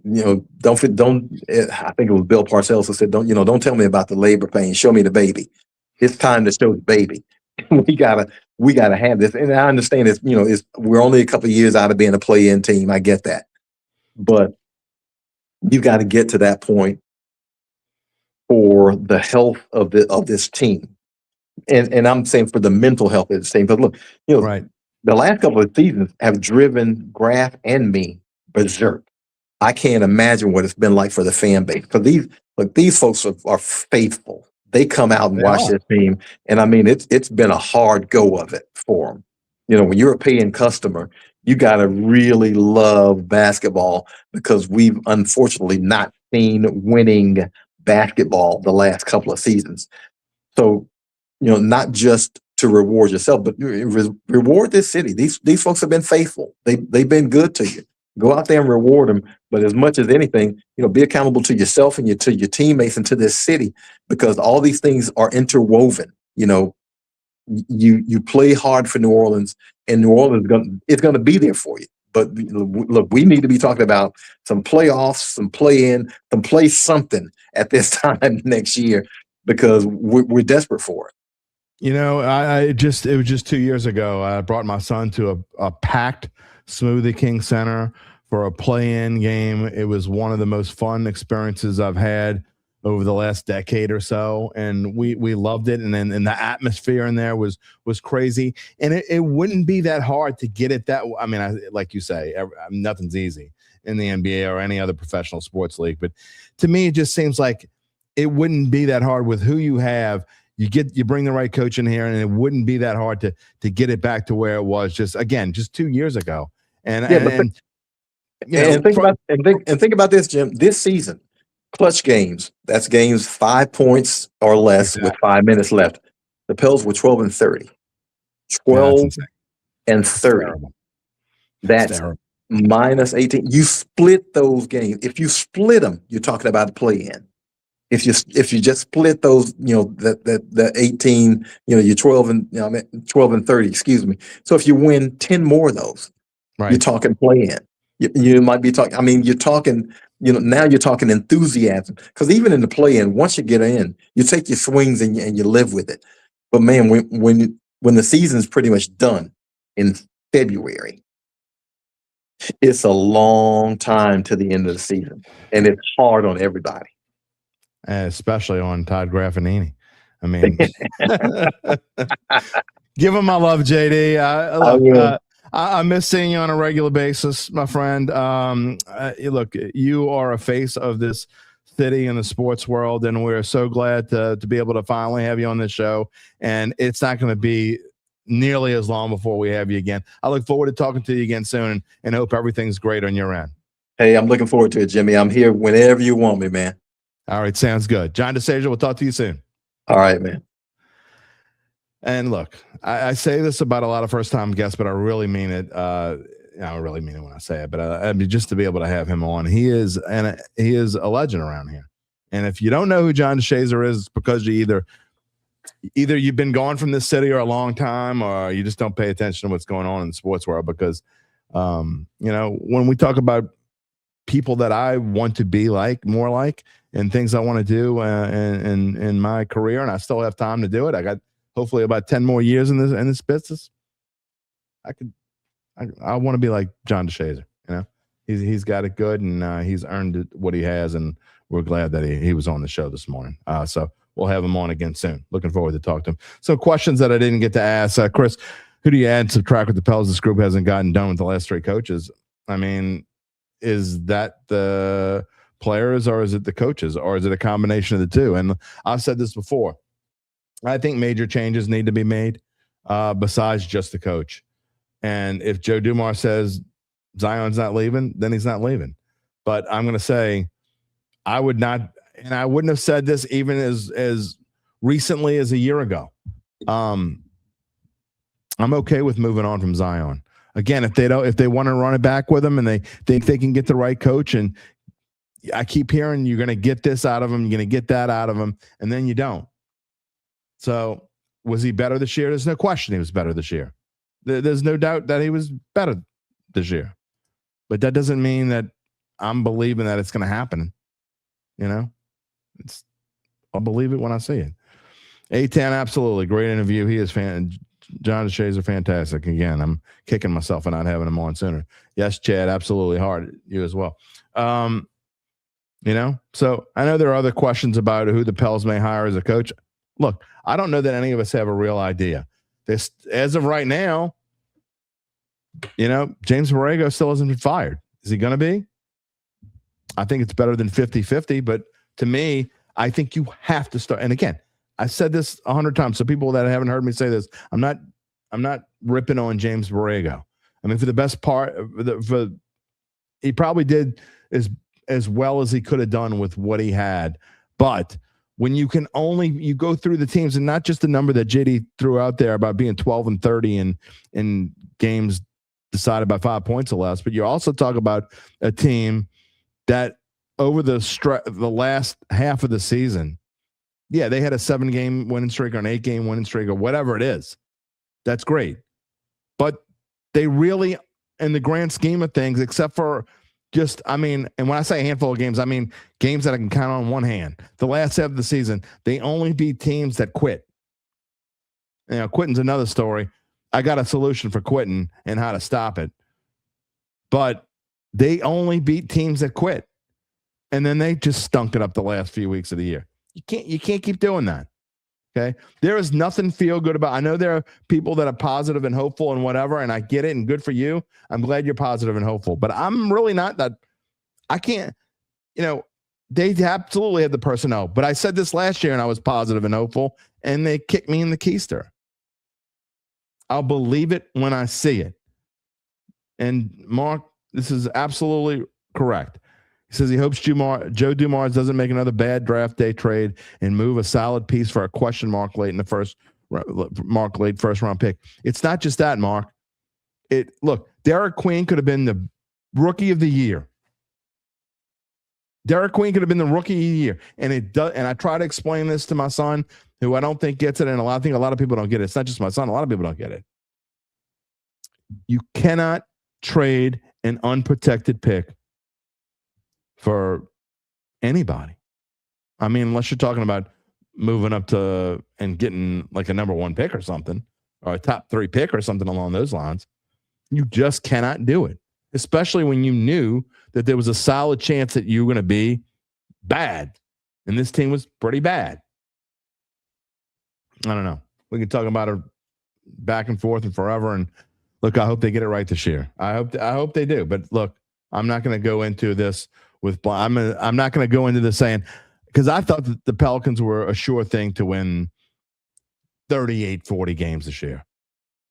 Before the season, I think the over-under was, I don't know, I think it was like 42 or 43 or something along those lines. I probably would have taken the over, but even if they weren't going to hit the over, I wouldn't have said it was going to be that far off. So I just think it's crazy with this team, what's happened to this team over the course of the past couple of years. Again, just 2 years ago, I was in that arena with my son in a crazy, loud Smoothie King Center that was absolutely fun and just fantastic. Gabe says the over-under 30.5 to 31.5. That must have been something. I thought it was higher than that. Okay, I take your word for it. But I thought they could easily, and I'm not just saying this, I can go back and show it to you. I mean, I thought they were a 38-40 win kind of team. I thought they had an excellent chance to be a 500 team and put themselves in position to be a play-in, but they weren't even close to that. So I was way off. I'm not going to do it again. Just like I'm still not 100% sold on the Saints. I mean, we can talk about happy, joy, which is in the title today. Am I sold that this Saints team is going to be 9-8, 10-7, have a chance to win the division? Absolutely not. Absolutely not. They have a tough schedule coming up. We're going to get back to the Saints because I want to talk about the picks. I told you about this. We're going to talk about the picks ahead of the Saints and what the odds are telling us. That's what Gabe's going to come on in just a minute and talk about. So we are getting back to, and by the way, I saw, where was it back here? There was one comment that I definitely, that has to do with football as we kind of go back into football. Ahmed, I'm calling bullshnikes. Okay. I'm calling B to the S on you saw Sanders falling last year wasn't if you say Sanders falling to the 5th round wasn't a surprise, you are full of donkey turds. Okay? That's my polite way of putting it. There ain't no way that anybody, and I mean anybody outside of maybe some execs, and even them, thought that Shedeur Sanders was falling to the 5th round. Now, I said I thought he would. My draft day surprise was that he would fall out of the 1st round, and Doug Mouton told me I was nuts. And he fell out of the 1st round. But if you would, again, I would have bet huge money he wasn't going to follow the 5th round. Just saying. Just saying. Lance says, I am sold. I am deep down in my soul. I believe more than all of it. All of you. Go Saints all the way. I'll say this. Do I think it's possible the Saints have a 9-8, 10-7 type of season and put themselves in position to potentially win this division? I think it's possible. I'm definitely not saying. I bet you Gabe's not going to make that the jersey deal this year on if they win 10. He's going to buy a jersey and wear it. He ain't going to do that this year. But I don't think either one of us think it's going to happen. But we think it's possibly going to happen. Whereas last year, I was about 0.5% and Gabe was 0.0. I think y'all are all full of crap. You saw no reason Sanders should be picked.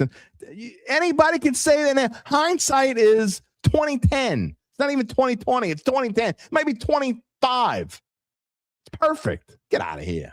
Believe you for a second. All right, Gabe, I'll let you talk about Pelicans in a second. But first, I got to tell you about my friends at Evangeline Securities. Okay? That's more important than any of y'all's trolling. Y'all just trying to, sometimes I think I don't even know what I'm talking about. Whatever.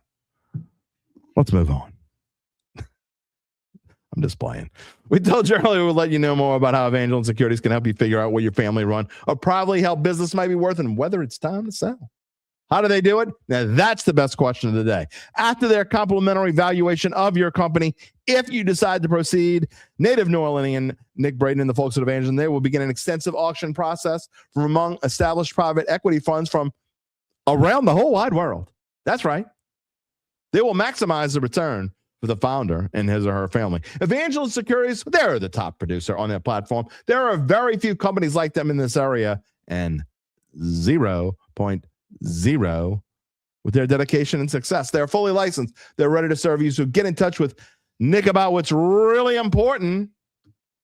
It's not about what round Shedeur Sanders fell to or what the draft day surprise is going to be this year. You know what's really important? Say it with me, everybody. The rest of your life. You can find them at www.evangelinesecurities.com. Do I want to bet on the Saints record? It depends on what the bet is and on what you get. I don't just make blind bets. Ask UBN. He tries to goad me into blind bets all the time. A-Town says his early prediction is 9 wins. I got to see the schedule. I'm not making a single bet or making any predictions until I see a schedule. The schedule absolutely matters. So for those of you saying, I think the Saints going to win X games, your opinion is meaningless.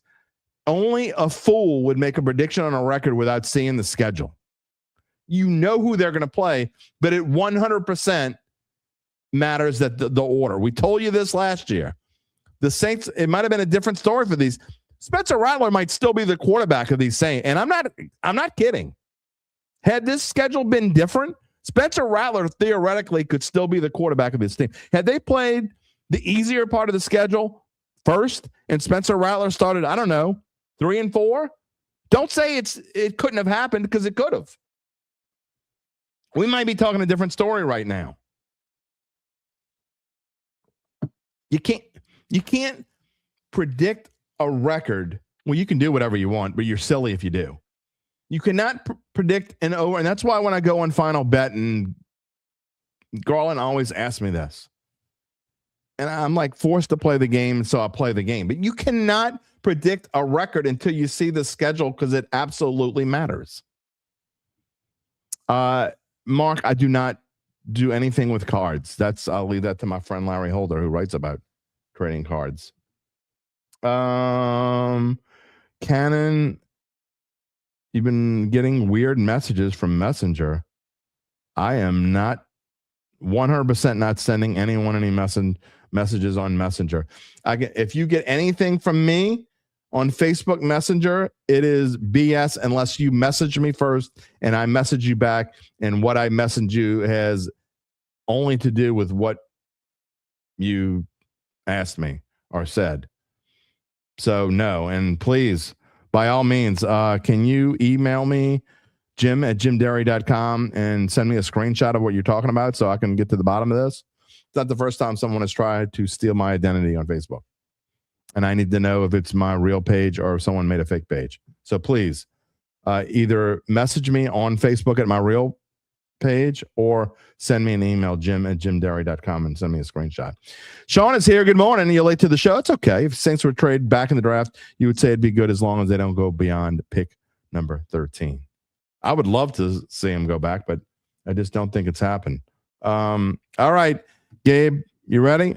Hold on. It is that time. It is a rare. I think your mic might be a tinge loud.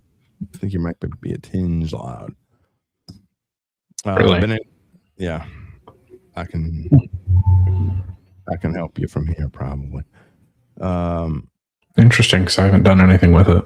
It is definitely louder than usual. Let's see. Hang on real quick. Live TV, boys and girls. All right, now talk. Talking. Yeah, that's better. Definitely better. All right, I adjusted it a little bit. All right. It's a rare Tuesday with Gabe Henderson, everybody. And I know there are lots on your mind, so let's get to it. What do you want to talk about first? So there are lots on my mind. Where do you want to go? You want to go Saints? You want to go Pelicans? Or do you want to go Masters? You wanted to touch on something with Pelicans, so go. Why don't you get that? Go ahead. Get that out of the way. Yeah, when you actually crunch the numbers on the Pelicans, it's really interesting. The modern NBA is all about efficiency. And we're seeing this kind of shift from, the 2010s were kind of this Steph Curry 3-ball type NBA. Now it's all about efficiency on both sides of the ball. Zion was actually the 12th most efficient player in the league last year. Okay. The problem for the Pelicans, they only had 3 players in player efficiency rating that were in the top 100 out of qualified players, which means basically people who've played enough. And then you get key contributors like Jordan Poole was 283 of 379, and Herb Jones was 354. So he was just outside the bottom 25, which is just really bad. Overall, the Pelicans ranked 20th in offensive efficiency, despite ranking 10th in turnovers. Ranking 10th in turnovers is actually pretty good. So the 20th in offensive efficiency just tells me that it's just bad shot selection, just bad offensive play across the board. And then they were 23rd in defensive efficiency. So if you're looking at moving a guy who's primarily a defensive player, and primarily defensive players, to use an example from the best team in the league, the Thunder, Luguentz Dort is never going to rank high in efficiency rating, but he's a key defensive piece. That's kind of like Herb Jones. And if you're looking to move someone like that, I don't know if you can afford that when you've got the 23rd team defensive efficiency rating. Yeah. So I really don't know where the Pelicans go from here. I think no matter what they do, they're not going to be able to compete within the next few years. So it's really tricky. I don't know. Is getting back to the play-in and playoffs enough? Yeah, it is. For this city, it is. Okay. Yeah, that's fine. I don't think there's some fixes that you can make for sure. I got to be realistic, and I hate being sounding like I'm going to settle, but let's face it. The New Orleans Pelicans aren't winning an NBA championship anytime soon. No. And so, especially in the West with 2 potential dynasties. Exactly. Right. So if you get me to where I have a chance to get to the Western Conference semifinals, I mean, one round. Yeah, I mean, and that's realistic in the next couple of years. If you can get me, because it wasn't that long ago the Pelicans were in that range. They did it with Anthony Davis. So if you can get me back to that, I mean, that's good enough for me. Which is fair. Lance, you're trying to get banned from the show. Lance is just messing. He's just messing with. I don't know if they can even get to the semis. They would have to do some major roster reconstruction, because if you look at the West, I mean, you've got Oklahoma City, you've got San Antonio. Those teams are going to be 1-2 for a while. Then you've got Denver and you've got Minnesota, who all have some great pieces there. So I think the Pelicans' most realistic path to winning a first-round series would be to getting a top 4 seed, and that's going to be really, really hard for them over the next few years. So You got 2 words. I'm not exactly offering a solution. Just wanted to talk about. I don't really know where they go from here. I don't think any of us do. We're just talking about possibilities. Because look, Lance, I got 2 words for you, but wrong one. Lance, I got 2 words for you, pal. You laughing? I wanted trolls. I got 2 words for you. What are they, Gabe? Derek Carr. Take that. I wonder where you were going with that. Stick that up your keister. Hart says, just give him a reason to watch. He lives in Illinois. He won't pay for NBA TV as long as they're winning 20 fair. 100%. Right. Completely fair. 100%. Give me a reason. Give me a reason to talk about this, our professional sports basketball team on this show. And honestly, you really haven't done that. All right. Yeah. I mean, if you look at it, my final comment on this would be to show you how difficult the fix would be. If you were to name the 3 best teams in the NBA, I think almost everybody would say Oklahoma City, Boston, and San Antonio. All 3 of those teams rank in the top 6 of both offensive and defensive efficiency. The Pelicans ranked 20th and 23rd, respectively. That doesn't change in an offseason, especially one where you don't have a first round. And 2 of those teams have stunk within the last 5 years. Just saying. Just saying. So, yeah, give me a reason to give a damn, and let's just go from there. All right, you ready to share the poll question one more time? Let's go to LSU baseball here. Really rough weekend. But at least they won the fight. They won the fight. You can move that to the other side so it's on your face. I don't know how to do that. You can. There you go. I got it. The question of the day, if you just joined us a little while ago, the poll question of the day, we're trying to do this every show now.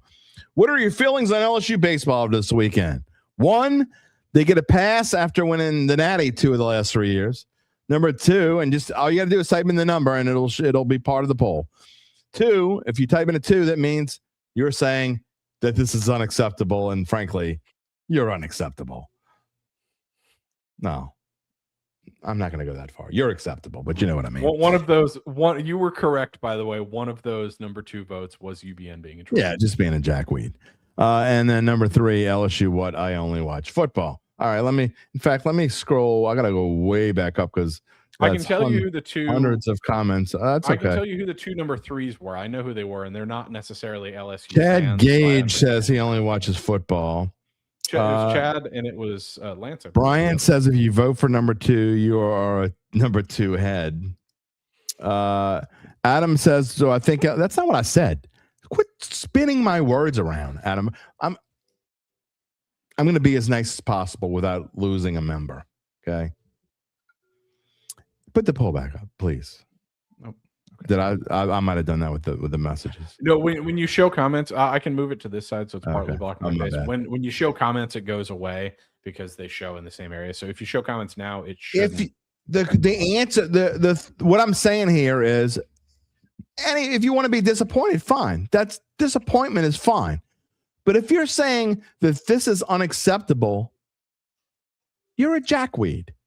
Okay, maybe just today you're a jackweed. Maybe tomorrow you'll be better. I don't know. But if you're crying like a baby because LSU stinks this year, in your opinion stinks, by the way, stinks isn't the right word because they're, in the grand scheme of things, they're probably just average. Get over yourself. Get over yourself. As Hart says, he reiterates, anyone disappointed with LSU baseball can always go watch Tulane or UNO baseball. That will give them a perspective. By the way, LSU about to play UNO a week from Tuesday. You know? I don't know. It bothers me. It just does. It bothers me. That anyone would pick two. Not a great team. And there's nothing wrong with that. They've won 2 national championships in the last 3 years. You're going to have a down year. It's okay. Jay Johnson has shown that he can win. I'm not. If we are talking 1 to 10, where I am on the panic meter, I am at a 0. Fire his ass. It's okay. He's a bum. It is okay. And look, I'm not sure. They're not the best team in the SEC. I'm just not going to respond on our members only. If you're a member and you're in our Slack channel, I haven't even looked at it the last few days because I got so aggravated. I had to stop looking at it. I had to stop looking at it. It was bothering me. Just saying. Yeah, I was right. Three Chad is Lance doesn't care about baseball. Yeah, actually, that's really a more acceptable answer than. Yeah, that's a way more acceptable answer than saying it's not acceptable. All right. Anyway, so LSU, let's put it this way, Jim. You and I would both answer number 1, right? And we are the LSU alumni in the room, so yeah. it's okay. There might be. There's probably a couple others. There probably are, and I guarantee you, almost every one of them answered number 1. Upcoming tonight, Northwestern State in the house. Remember Northwestern State 10-run ruled LSU last year, and they won the Natty. What the hell are they going to do to them this year? Can't wait. Friday to Sunday, big series against Texas A&M. Question: if they sweep Texas A&M, which is Texas A&M's ranked like what? They're up there, like they're up 18th, 16th, something like that. I think they're higher than that. I think they're higher. If LSU has a good weekend, are we going to hear from the numbskulls? I don't know. Next week they play UNO, and then a series at Mississippi State in Starkville. And if you've never been to Starkville, I highly suggest. Number 10. Okay, number 10. There you go. Yeah. So here's your chance. If you've never been to Starkville, I highly suggest you don't. Shark Vegas is not the only thing interesting in Starkville is the red clay that gets stuck in your car and you can't get it out. Anyway, I will say Duty Noble Field is phenomenal. Okay. Stark Vegas. It's the only SEC ballpark that can rival Alex Box. I'll say that. It's phenomenal. They put a lot of money into it. I don't like Tennessee, but that stadium looked really nice. Tennessee what they've done to it. It looked really nice. Yeah, I don't like Tennessee baseball, but it sure did look super cool. All right, I want to get into some things here about the NFL before we get to our Dat Date, and we're running long, but it's okay. Some days do you want me to ask? I have one Masters question for you. Do you want me to ask it now? Or sure, you can ask it. I saw a hypothetical. Actually, you know what? Hold it until after before Dat Date, because we have some golf in Dat Date. Okay. So hold it for that. All right. I always talk about odds telling a story. And if you want the odds to give you a mock draft, kind of wanted to do that this morning. Okay. Let's let the odds give us a mock draft. And this is what it would be. Now, again, Vegas isn't 100% right. But when it comes to what the Saints might be able to pick and what's going to be able to be available, let's go by what the odds are telling us right now. So I think we're all in agreement. And let me put this one back up. Hold on. Let's go in order here. I think I don't think anyone's thinking that it's not going to be Fernando Mendoza. And if you do, then go make yourself some money. If you think it's not going to be Fernando Mendoza, you can make a lot of money in Vegas if you know something we don't know. All right. So the number 2, and again, these are assuming they're on trades. Okay. So the Jets have the number 2 pick. It's funny how we talked about this the other day, and they've shifted even more towards David Bailey. Right now, David Bailey minus 135 to go to the Jet, or to go at number 2, not necessarily go to the Jets. So I can't imagine the Jets are going to trade out of that pick. So let's say David Bailey goes to. That would be a surprise. Not a super surprise, but a surprise nonetheless. Apparently, I mean, he's a phenomenal pass rusher, and they just got rid of one this offseason. So makes sense to me. This is where I'm already at number 3, and I'm going to disagree. As much as like Arvell Reese, and I think he's going to be a fantastic player, I would probably take him at number 2 if I were the Jets, because I think that's what they need to do. But the Cardinals have a terrible offensive line. And the fact that they wouldn't go O-line here, they're going to go defense. They need a lot of stuff. So, I mean, I guess you could say they need this as much as anything. Tell me this isn't the most Cardinals pick of all time, though. Arvell Reese at 3. 100%. You 100% think that makes so much sense for the Arizona Cardinals. I mean, their offensive line, they have their offensive line stinks, but it's horrible. And their offense is actually kind of horrible. I mean, they got Marvin Harrison, and they got an aging running back. I don't know. Anyway, who's always hurt. Anyway, whatever. So that's what the odds are telling us now. And then number 4, increasingly looking like Jeremiah Love's going to go to the Titans. He is even money, plus 105, a little bit less than a little bit on the positive side, you can make a little bit of money. Jeremiah Love going to the Titans at number 4. Did the Titans trade out of number 4? We'll see. I have a feeling that could be your surprise. Maybe the Titans trade out of number 4. We'll see. But anyway, so let's go. Our mock draft says Jeremiah Love is number 4. Our mock draft then says that at number 5, the New York Giants with the 5th pick would then take Sonny Styles, the linebacker from Ohio State. So that's a pretty interesting mock draft. That's not far off from what a lot of other mock drafts. Mm-hmm. And now at number 6, I don't see this. I mean, I guess I'll understand why, but here's another team with an absolutely horrendous offensive line. And it's hard for me to believe that the best tackle on the board is still going to be available after number 6. I don't agree. Here's where I'm going to disagree with the odds makers. As of right now, they say Carnell Tate has jumped all the way to plus 125 for the Browns to go. Now, they need a receiver? Sure. Of course they do. They don't really have a quarterback, but they need a receiver. But to pass on either one of the 3 guys that a tackle, in my opinion, any one of those guys that can go there. I mean, I frankly think Mawiaga is probably the best one of the bunch, but they have some kind of relationship with Spencer Fano from Utah. That he would be more likely a pick for the Browns. But to me, if you're the Browns, how could you not go offensive lineman there? You answered your question in your question. If you're the Browns. I mean, you got to think, Jim. Now, if you're the Browns front office, you've already mucked everything up. You have a quarterback situation from hell. You've got a new head coach who no one is inspired by. You've got a pass rusher who's the best in the league, who doesn't really want to be there, who you just threw enough money at to keep him there.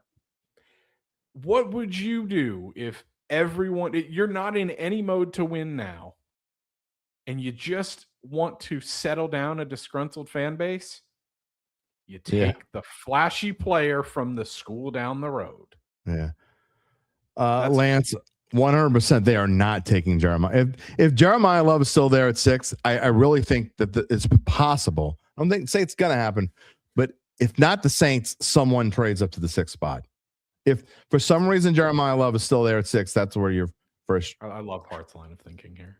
Oh, wait, sorry. I was going to show it to you. Sorry. Cleveland is so Cleveland. I won't rule them out taking Carson back at 6. Ryan, that's my reason. You can't say Ryan says no shot that one of either Arizona or Cleveland or both don't go. There's a reason. There's a reason why they continue to suck. Yeah. So no, there's a reason they pick in these spots every year. All right, so our mock draft continues, and I'm getting to the Saints and the reason why I'm doing this. So, all right, Tate goes at 6. Down there's still no O-lineman taken.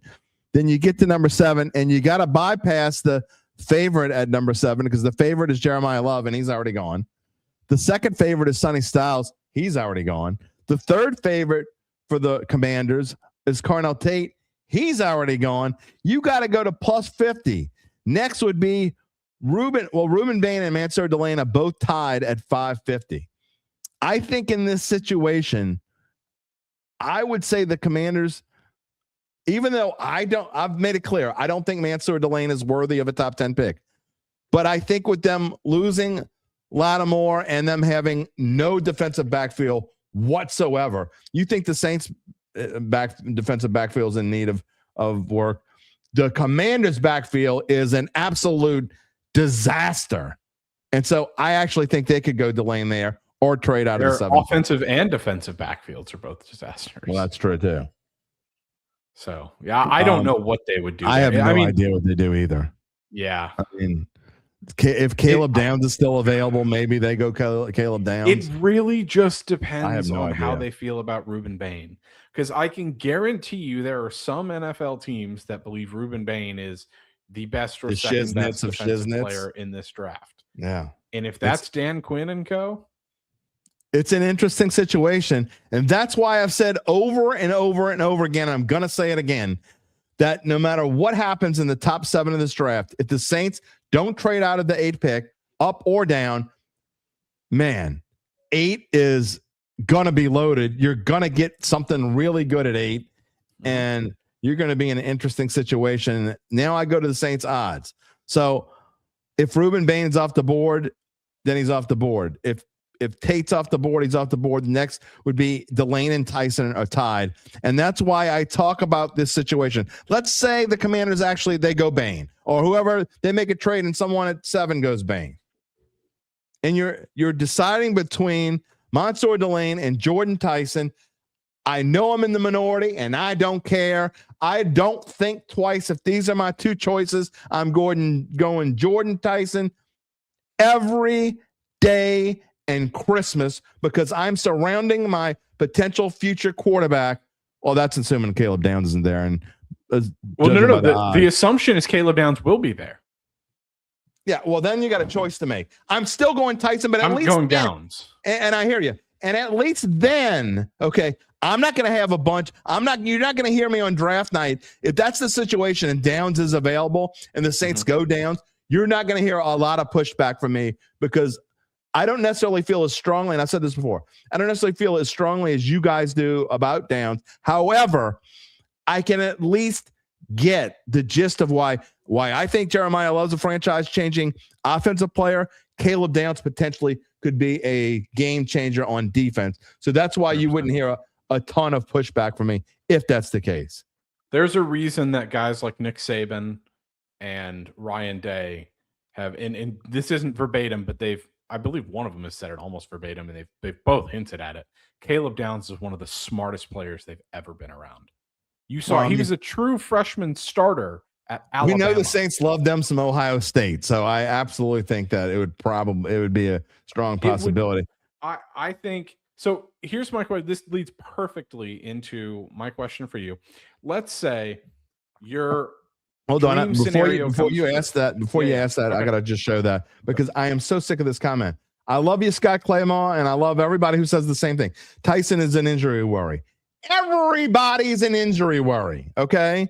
Everybody was an injury. We talked about on draft night last year. We talked about Tyler Shough is an injury worry. I don't get why they're drafting Tyler Shough, and he's still an injury worry. I'm still worried that Tyler Shough will get hurt. So every single body is an injury worry. Now go ahead with the dream scenario. So let's say your dream scenario comes true. Now. Jeremiah Love falls to 8. You're taking him no matter what. I think you've made that 0.0 question. Okay. Run to the podium, not walk. At that point, I've seen people in the comments today who are saying this.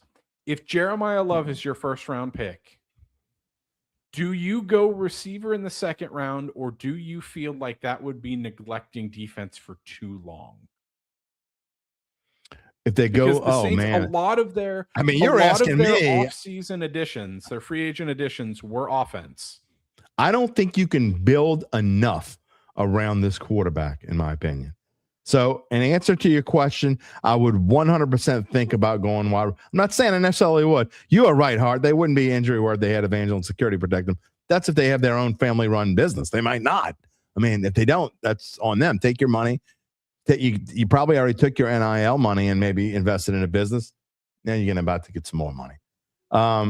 So, I mean, look, if you get a chance to get Love and Bell, as Lance is talking about, I mean, I'm sorry. I get where all y'all are coming from.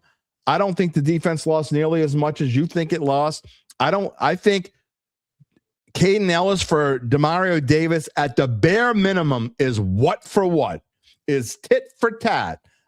I get where you're coming from, but Demario Davis is 37 years old, and I'm getting Caden Ellis in, who's 7 years younger, who's been here before and can be just as good as Demario Davis. If you want to call it blasphemy, in this scenario, call it whatever you want. Let's assume Cam Jordan doesn't resign.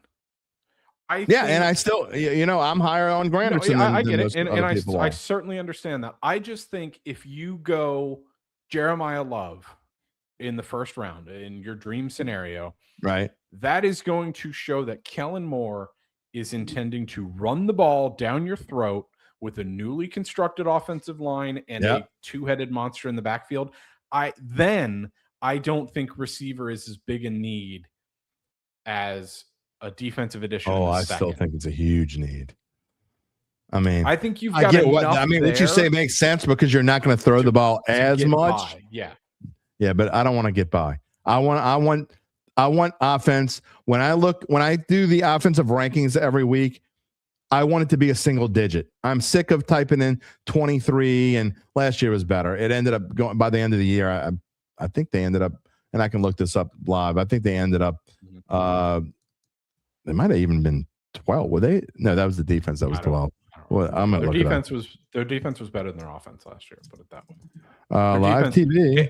And I crunched the numbers a while ago, and I brought them. The offense only averaged about a point more per game with the quarterback change, but the defense, the defensive improvement, drastically better on that side of the ball. Saints offense last year overall 23rd. That was at one point they were 30th.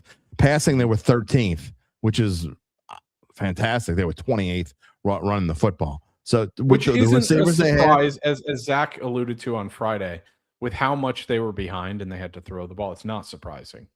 Yeah, I mean, Lance got a point. He's betting losing Alontae Taylor will end up as addition by surprise. Look, Alontae Taylor was not that special. So, I mean, I just don't get where people think that you're just losing all of this so much on defense. Yeah, you're losing some, but you're really, in the grand scheme of things, you're not losing that much on defense. No, you have got to shore up this offense around this quarter. Yeah. You've got to work around this quarterback, in my opinion. No, I agree. And I'm not as drastic as those people. I just wanted to, this was something that was on my mind. I just thought, if people want to go offense 1-2, it's kind of reminiscent of what the Panthers did under Matt Rule when they went defense with I think it was with all of their picks.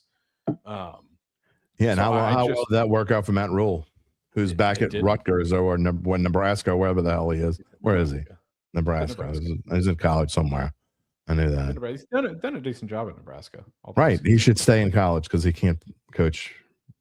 I mean, and some people are better college. That's also true. A-Town high-powered offense puts asses in seats. I'm sick of the dome high-powered defense. Being not like an offense. I'm so sick of the dome being a freaking morgue. Because that's what it's basically been the last few years. I mean, it is sometimes it's really hard to get the oomph. I mean, now I really don't have a choice since I'm covering the Saints on SI, not to throw that out there again, just so in case you didn't hear it. But now, and so I have to go. I mean, it's like, at least before, I'm like, I can miss one maybe here, maybe miss one there. No, I can't miss one anymore. So I am sick of the damn dome being a morgue. I mean, it does sit this way. Somewhere close to where a cemetery used to be. To put a nice little bow on my scenario, regardless of whatever the hell happens in the second round, if the Saints were to take Jeremiah Love at 8, there would be asses in seats. Oh, there's no doubt about it. Can you imagine? I mean, how much fun that would be? I mean, first of all, especially behind that offensive line. I mean, I mentioned it last year. I thought Banks was the best offensive lineman available, and you can get wide receiver in the second round. You can get defense in the second round too. You can defense in the third round. Defense later, whenever you want. You can get offense in the first and second round. You get defense in the third and the fourth round. Remember last year? I mean, you still haven't seen Vernon Broughton play, who was third or fourth round pick from last year. I think it was a third round pick because Stutzman was the fourth round pick. So Vernon Broughton from Texas was the third round pick, was hurt all last year. We haven't even seen him play. We don't even know where he's going to fit in. You just signed Brissett to this fifth-year option. You don't need defense at the top of this draft, in my opinion. Now they may do it. Broughton was a third. Yeah. My exception is Caleb Downs. If Caleb Downs is there when you pick, again, you're not going to get me like my 2 cents. You're not going to get me going off. If they pick Delane, I'm probably going to. I'll ask you. Well, I was going to say, I'll ask you. So going in before free agency, your thing was if they go defense at 8, you'll flip. You've backed off that because they did some great things in free agency. Correct. Is the closest you'll get to just losing your shit if they take Mansour Delane at 8? Probably. Is that? I mean, I don't know if I'm gonna lose my shit. I just like some Sebastian Janikowski. I'm not going to be happy about it. Yeah, of course. Or if they draft, I don't know. I mean, I don't. I'm trying to look and see what if they take Jermon McCoy? The second. Yeah, that would be worse. On this probably list, plus 750. I'd probably lose my shit more with McCoy than Delane. Yeah, I agree. I'm trying not. I really want to have a fun Thursday night. No, I know. We're gonna have fun. We've had fun. We're gonna have fun. I'm gonna have fun while we're gonna have so much goddamn fun. We're gonna be whistling Dixie out of our assholes. Name the movie. Name the movie. I don't know. I'm not a movie guy. Not a movie. Name the movie, audience. I'm gonna have fun. You're gonna have fun. We're all gonna have so much. Anyway, when I hear when I hear that phrase, I kind of there's an Eminem song that has lyrics. It's Really? his verse in Renegade with Jay-Z. Yeah. Okay. All right. Yeah. That's I'm a music guy, I'm not a movie guy. All right. It's Christmas Vacation. Yeah, no, especially not a Christmas movie guy. Yeah, but it's not real. That's not really a Christmas. I mean, it is a Christmas movie technically, but it's just because it was in the line of the vacation. I will tell you, movies and my girlfriend and her. or was it entire vacation? family Was it loved regular vacation, Mark Gapsky? Maybe it was a regular vacation, the first vacation. Anyway, it was so Chevy Chase, sure. Yeah, and I like Nope. Chevy Chase. He's really good. If you haven't seen Community, one of the best sitcoms. I know Okay. UBN loves a good sitcom. UBN is a sitcom. So He's a sitcom. my hypothetical to transition into that date, and there's only one right answer for this hypothetical. So I hope you and We're spiraling downhill fast, so I have confidence that you will answer this hypothetical correctly. The question is, I saw this on TikTok of all places, actually. If you started the Masters on the green on every hole, the furthest point on the green, okay. but you started on the green regardless, Yep. could you win the Masters? Absolutely not. 0.0. I think the best, someone put it perfectly. They said, and I love it because it was Sorry, Scott. Buck's closed for 2 weeks. All right, you got me. All right. There was an amateur golfer in the comments who was like, yeah, absolutely, I could do it. And people were like, no one has more confidence than an amateur golfer. But the answer is absolutely not. And I think even with that advantage starting on the green, I would still lose by at least 25 strokes. I'm actually a pretty good putter. I mean, with those greens. But yeah, that's not real putter. As UBN said. It's like a pro golfer putted off the green into the water. By the way, Earl, we're about to move on. Yes to that question is insane. Yeah. By the way, Earl, we'll talk more about this later. We need cornerback. Dance can play cornerback. He's never played anything with safety. You read that. That is true. But there is what I've read is that he theoretically could play that in the NFL. So anyway. Ryan says he might be able to finish even par at best, and he's played a lot of golf. I don't think I could finish even par. I really don't. If you put furthest point, no. I don't think so. All right. It is time for Dat Date, and we have changed a little bit. We have tweaked the way we do Dat Date. I'm no longer necessarily going with the local angle, although if I have time on days to prep, I mean, I'm trying, okay? I get up at 7 o'clock on show morning, and a lot of times I had already started working on the next day's show the day before, and I just don't get to that. Date takes a lot of time. But so if I have time, I will give you as best the local angle as I can. Today we don't have that, but what do you think about the faded out that date? It's like going back in history, going back in time. All right. I got some questions for you today, you history buff. All right. Minored in history, pal. You need to know the answer to this next question. On this date, April the 14th, 116 years ago, in 1910, it's about baseball probably, and it is. Who began the tradition of U.S. presidents throwing out the first pitch at now? We had a question about U.S. president throwing, but this began the tradition of U.S. presidents throwing out the first pitch. It was at Nationals Park at Washington. It was on April 14th, 1910. Who was it? It's Taft. Oh my God, he knows his history, boys and girls. It is William Howard Taft. Huge trivia buff, so I actually knew the answer to this question. I am, and Hart knew the answer too. And look, I'm going to say this: I am a presidential history. I used to have this encyclopedia when I was a kid. Yeah, don't judge me. I'm from the West Bank, so it ain't because I'm smart. But there was this section in one of the encyclopedias I had. It was about this thick, and it was just on presidents. And I used to study to show you, like, the president when I did this was Nixon. So that's how long ago this was, okay? But I would, not a crook. Lying son of a bitch. Anyway, moving on.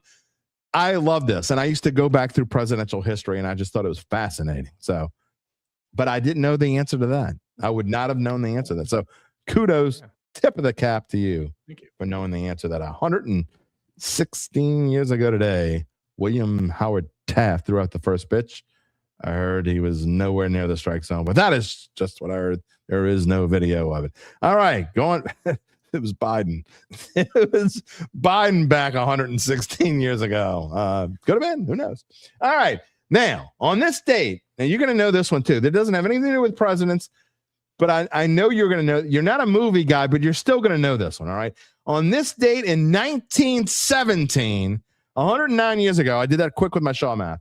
The Chicago White Sox, their pitcher, this pitcher who pitched for the Chicago White Sox, no hit the St. Louis Browns. Who was it? You got to think eight. You don't know? You didn't watch 8 Men Out? Come on, man. I know, even though you're not a movie. 8 Men Out? You never heard 8 Men Out? Come on, man. Damn it. No, never. You're right, Brian. ABS said it was a ball. All right. I'll give a second for anyone in the audience to want to read it. 1917 White Sox pitcher no hit the St. Louis Browns. A-Town says it was UBN. It was not UBN. There you go. See, Heart's with me. You've never heard of 8? What is wrong with you people? If you're a sports guy and a movie buff, how could you've never heard of 8 Men Out? What are you talking about? All right. Go back and watch it. Then you don't know the answer. The answer is Eddie Seacott. Come on, man. He was the major player in fixing the 1919 World Series. Yeah, but there's only one. There's only Joe one. Jackson. Yeah. No. What are you exactly? You people live under a rock? What's wrong with you people? What the hell is wrong with these people? Hey, all right. Anyway, moving on. I don't know if you're going to get this one or not. I would hope so, but I might have to give you a hint. I don't think I'll give you a hint because there's a hint in it. All right. On this date in 1964, I wasn't even born yet. This all-time great and maybe the best left-handed pitcher ever pitched his 9th straight complete game without a walk with a 4-0 opening day victory over the St. Louis Cardinals at Chavez Ravine. Who was it? There's your hand. Sandy Koufax? Absolutely. It was Sandy Koufax. Also, show some love to, if you were showing some love to lefty pitchers, show some love to Walter Johnson. Yeah, but he's not Sandy Koufax. No, he's not, but he was phenomenal. Lots of people got Sandy Koufax right. Yeah. I think it's because I threw in, maybe because I said 1964, maybe because I said best left-handed pitcher, maybe it's because I said Chavez Ravine, maybe all three. Hart, come on, man. The movie Ed, is that where we're going? This show has digressed so far now. Joey from Friends, Joey Tribbiani, how you doing? It's a minor league ball player. His teammates with the chimpanzee. For what it's worth, I also don't think Sandy Koufax is the best left-handed pitcher of all time. Oh, boy. I think it's Randy Johnson. No. That's like saying LeBron's the greatest basketball player of all time. That is what I say. So that is correct. All right. We're going to, how about we only go back 7 years ago? You should get this, but I mean, 7 years ago. Mm-hmm. You were already an adult 7 years ago. Right? Yeah. Right. Just made an adult. This golfer won his first major in 11 years by winning the Masters by 1 stroke over Xander Schauffele, Dustin Johnson, and Brooks Koepka. Who was it? 2019 Masters, Tiger. I am Tiger Woods. I was already a grandpa. We talked about this. We talked about this a few weeks ago. Maybe it was last week. So I was giving you a freebie. Yeah, because I was watching it at when I worked at Lids in the mall. One of the coolest moments. Oh, that's right. That's right. Came to watch that. Yeah. All right. Well, you got 3 out of 4. You didn't get Eddie Seacott, and I'm really disappointed that you've never heard of 8 Men Out. That was really disgusting. The fact that hasn't happened. Some other tidbits, some other things that happened on that date in history. The first NBA game ever at Madison Square Garden was played on this date and that date in 1968. And my mama was a little Jimmy Bump. That's right. I was about to be born. I wasn't born yet, but anyway, the Knicks beat San Diego Rockets. What? I'll be a few blocks away from the Garden when they play their home playoff game in a few San days. Diego Rockets. Okay, well there you go. Yeah, you need to make your way over there. The following year, in 1969, I was just a little infant and whatever. I don't think they had baby carriers back then. Whatever the hell I was in, playpen, whatever. The first game played outside of the United States was played in Major League Baseball as Les Expos. The Montreal Expos beat the Cardinals 8-7. In 1985, I remember this. I was a month away from graduating from high school. The first German ever to win the Masters, Bernhard Langer, defeated Seve Ballesteros, Curtis Strange, and Ray Floyd by 2 strokes. I got one for you. Birthdays today on Dat Date. Gabe Henderson's favorite baseball player ever, Pete Rose, would have turned. I don't have anything against. I mean, he's a bad dude. No, he's a really bad dude. But I thought you couldn't stand him. Okay. No. Does he belong in the Hall of Fame?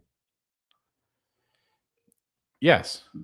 Okay. Yes, he does. With an asterisk, but yes. Ugh.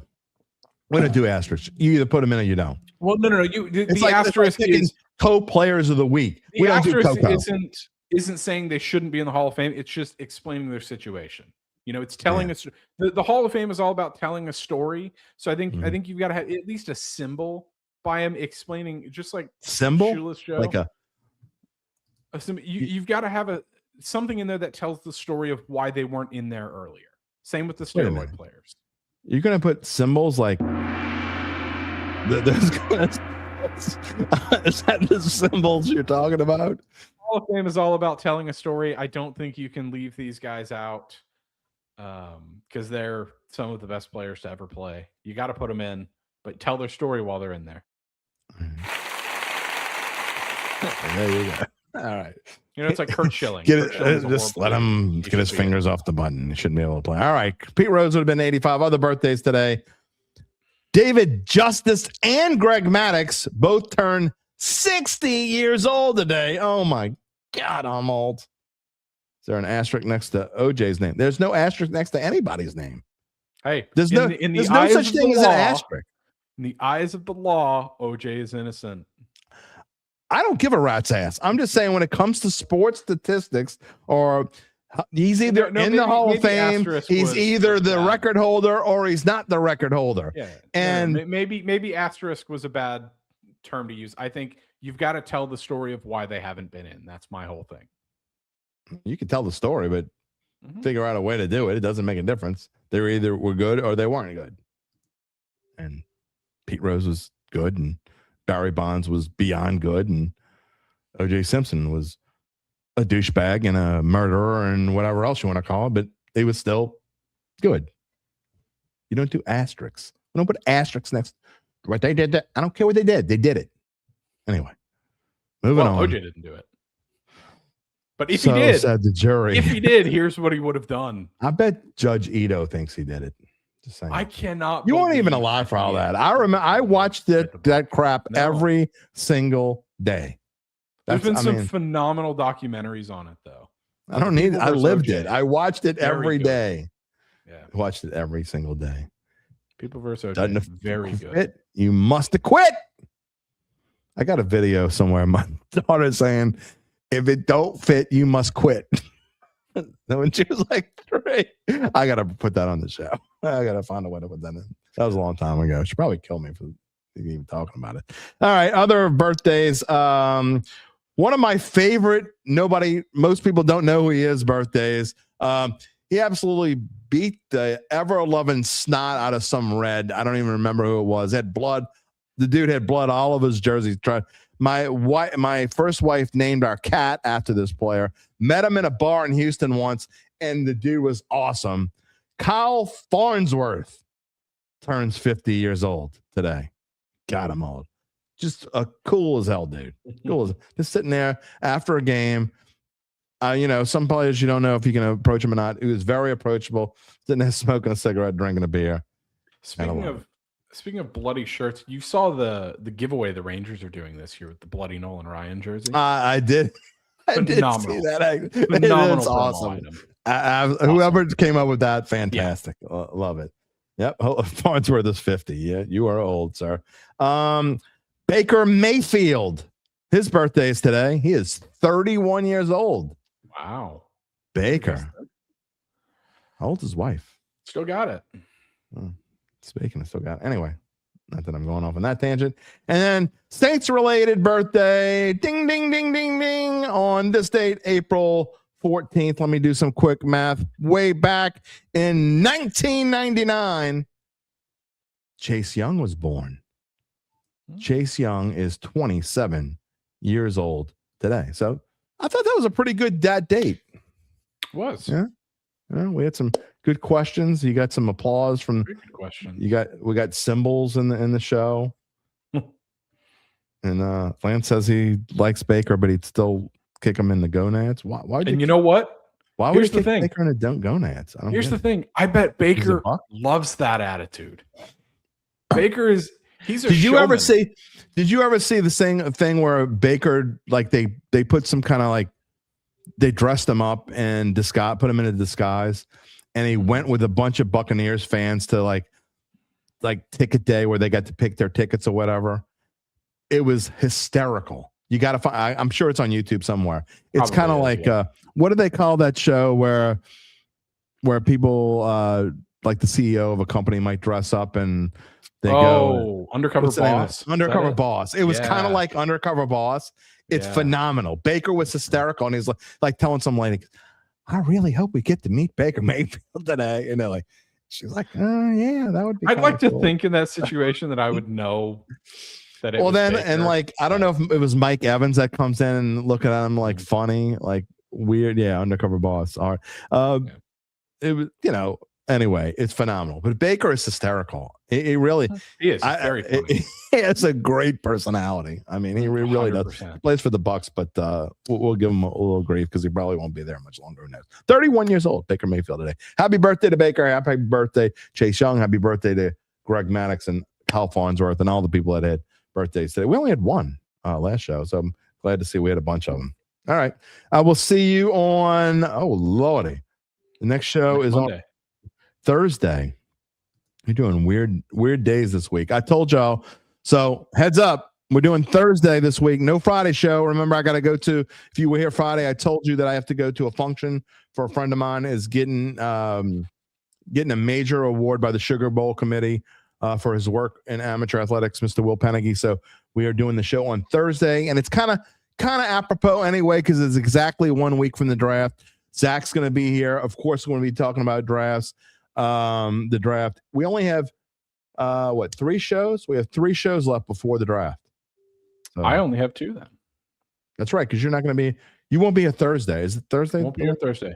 Yeah, okay. I'll be here Monday though. All right. He wants Young and Baker to be the new Cam and Matty Ice. Okay. You mean you want to pummel them into oblivion? Baker would be aberrant. Great fit. Baker would. I'm sure you meant to say actually. Baker would actually be a great fit. He would be. In fact, Baker's a great fit in any fan base. It could be different if they would have signed Baker instead of Carr. Could have happened. Just saying. Yeah. Thank you. Wedding. Yeah. We're gonna miss you around here, but hey, if you want to pop in wherever you are and just say hello. Gabe, when are you getting? Not now. One of my best friends is getting married this weekend. So, will you give us the scoop first before you pop the question? Sure. Dattitude exclusive. All right. Maybe we'll get in a big fight that day, and I'll talk you out of it. I doubt it. Anyway, I mean, as someone who's done it twice, I mean, I could give you the pluses and the minuses, plenty of them. All right. I will see you on Monday, my friend. Sounds good. All right. Gabe Henderson, everybody. Gabe has friends. Yeah. I mean, you have friends? You walking around. I mean, I got to go back to this one since you support the show here. I mean, this is from before and I want to thank UBN for the donation again. He said he's going to, if you missed the beginning of the show, you know why we're saying this. He's going to be in his boxers on the next show just for Lance. Hopefully he can find some Derek Carr boxers.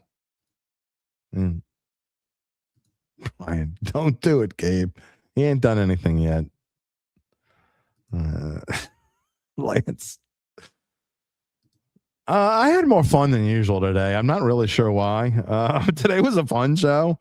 John DeShazier was a fantastic guest, and just overall, I don't know if it was the lively discussion Gabe and I had after, or just I don't know what it is. Maybe I'm excited because I'm going to be making money again. I'm working a job. Besides, I told my wife last night. I came home from. I don't care. I'll tell y'all anything. Y'all know me. I'm an open book. Before I go off the air here, I came home from covering a game last night. I did a story for. I covered Newman and Mandeville. I'll tell y'all this earlier. It was not play-by-play. It was actually just. It's funny because I got roped. First of all, I got roped into doing PA, which I don't mind because you know me. Whenever I got a microphone in front of my face, it's like it's as much fun as eating for me. But I was doing a story for both VSN, which I was writing the Newman angle from, and then I did a story for the St. Tammany Farmer on the Mandeville, from the Mandeville side. And I came home and talking to my wife, and she was asking about the game or whatever, and we're talking about it. And I said, "Yeah, I'm just whoring myself out again to anybody who wants me." Sometimes I feel like that. I'm working for when you're a freelancer, and Gabe knows this, when you're a freelancer, you pretty much do whatever within reason. If they're giving you a dollar amount that you find to be even in the ballpark of acceptable, you find yourself whoring yourself out to just about anyone who will ask. And it's sad in a way, and it's funny in a way, but in every way, it's the truth. So I'm pretty much working for all kinds of people right now. That's one thing about being a free agent. You do all the things that you used to do, I guess, in one place. You do it for like 4 or 5 different places. It is what it is. I mean, it is. I mean, I ain't proud. Lance, they pay me. Probably going to do it. I mean, I'm not going to do it for $30. I'm probably going to do it. It is what it is. You know what I'm going to do? Because I love you. I'm going to be back here on Thursday. That is our next live show. Again, Zach will be here. I'm fairly certain. I know he had something going on, but I think he said it was going to be good to go. Thursday at 11 a.m. we'll be back. And then we go back to our regular schedule next week. If you would consider supporting the channel, we would absolutely love you for it. I know most of the people here most of the people who are still here are here because they are regulars and they are already members of the Dattitude YouTube channel. But if you have not done so already, please give us the thumbs up, subscribe to the channel, and later on, if you want to be serious about it, you can become a member of the Dat family. Just saying. Whatever you want to do. You can also find us wherever you get your podcasts, including Apple, Spotify, and many more. I thank you all for spending 2 hours and 13 minutes of your day, or part of that 2 hours and 13 minutes of your day with us here on Dat. We will see you all on Thursday. Have a great week. A wonderful, beautiful week. The next time I see you will be 1 week until the NFL draft. Take it easy, my friends.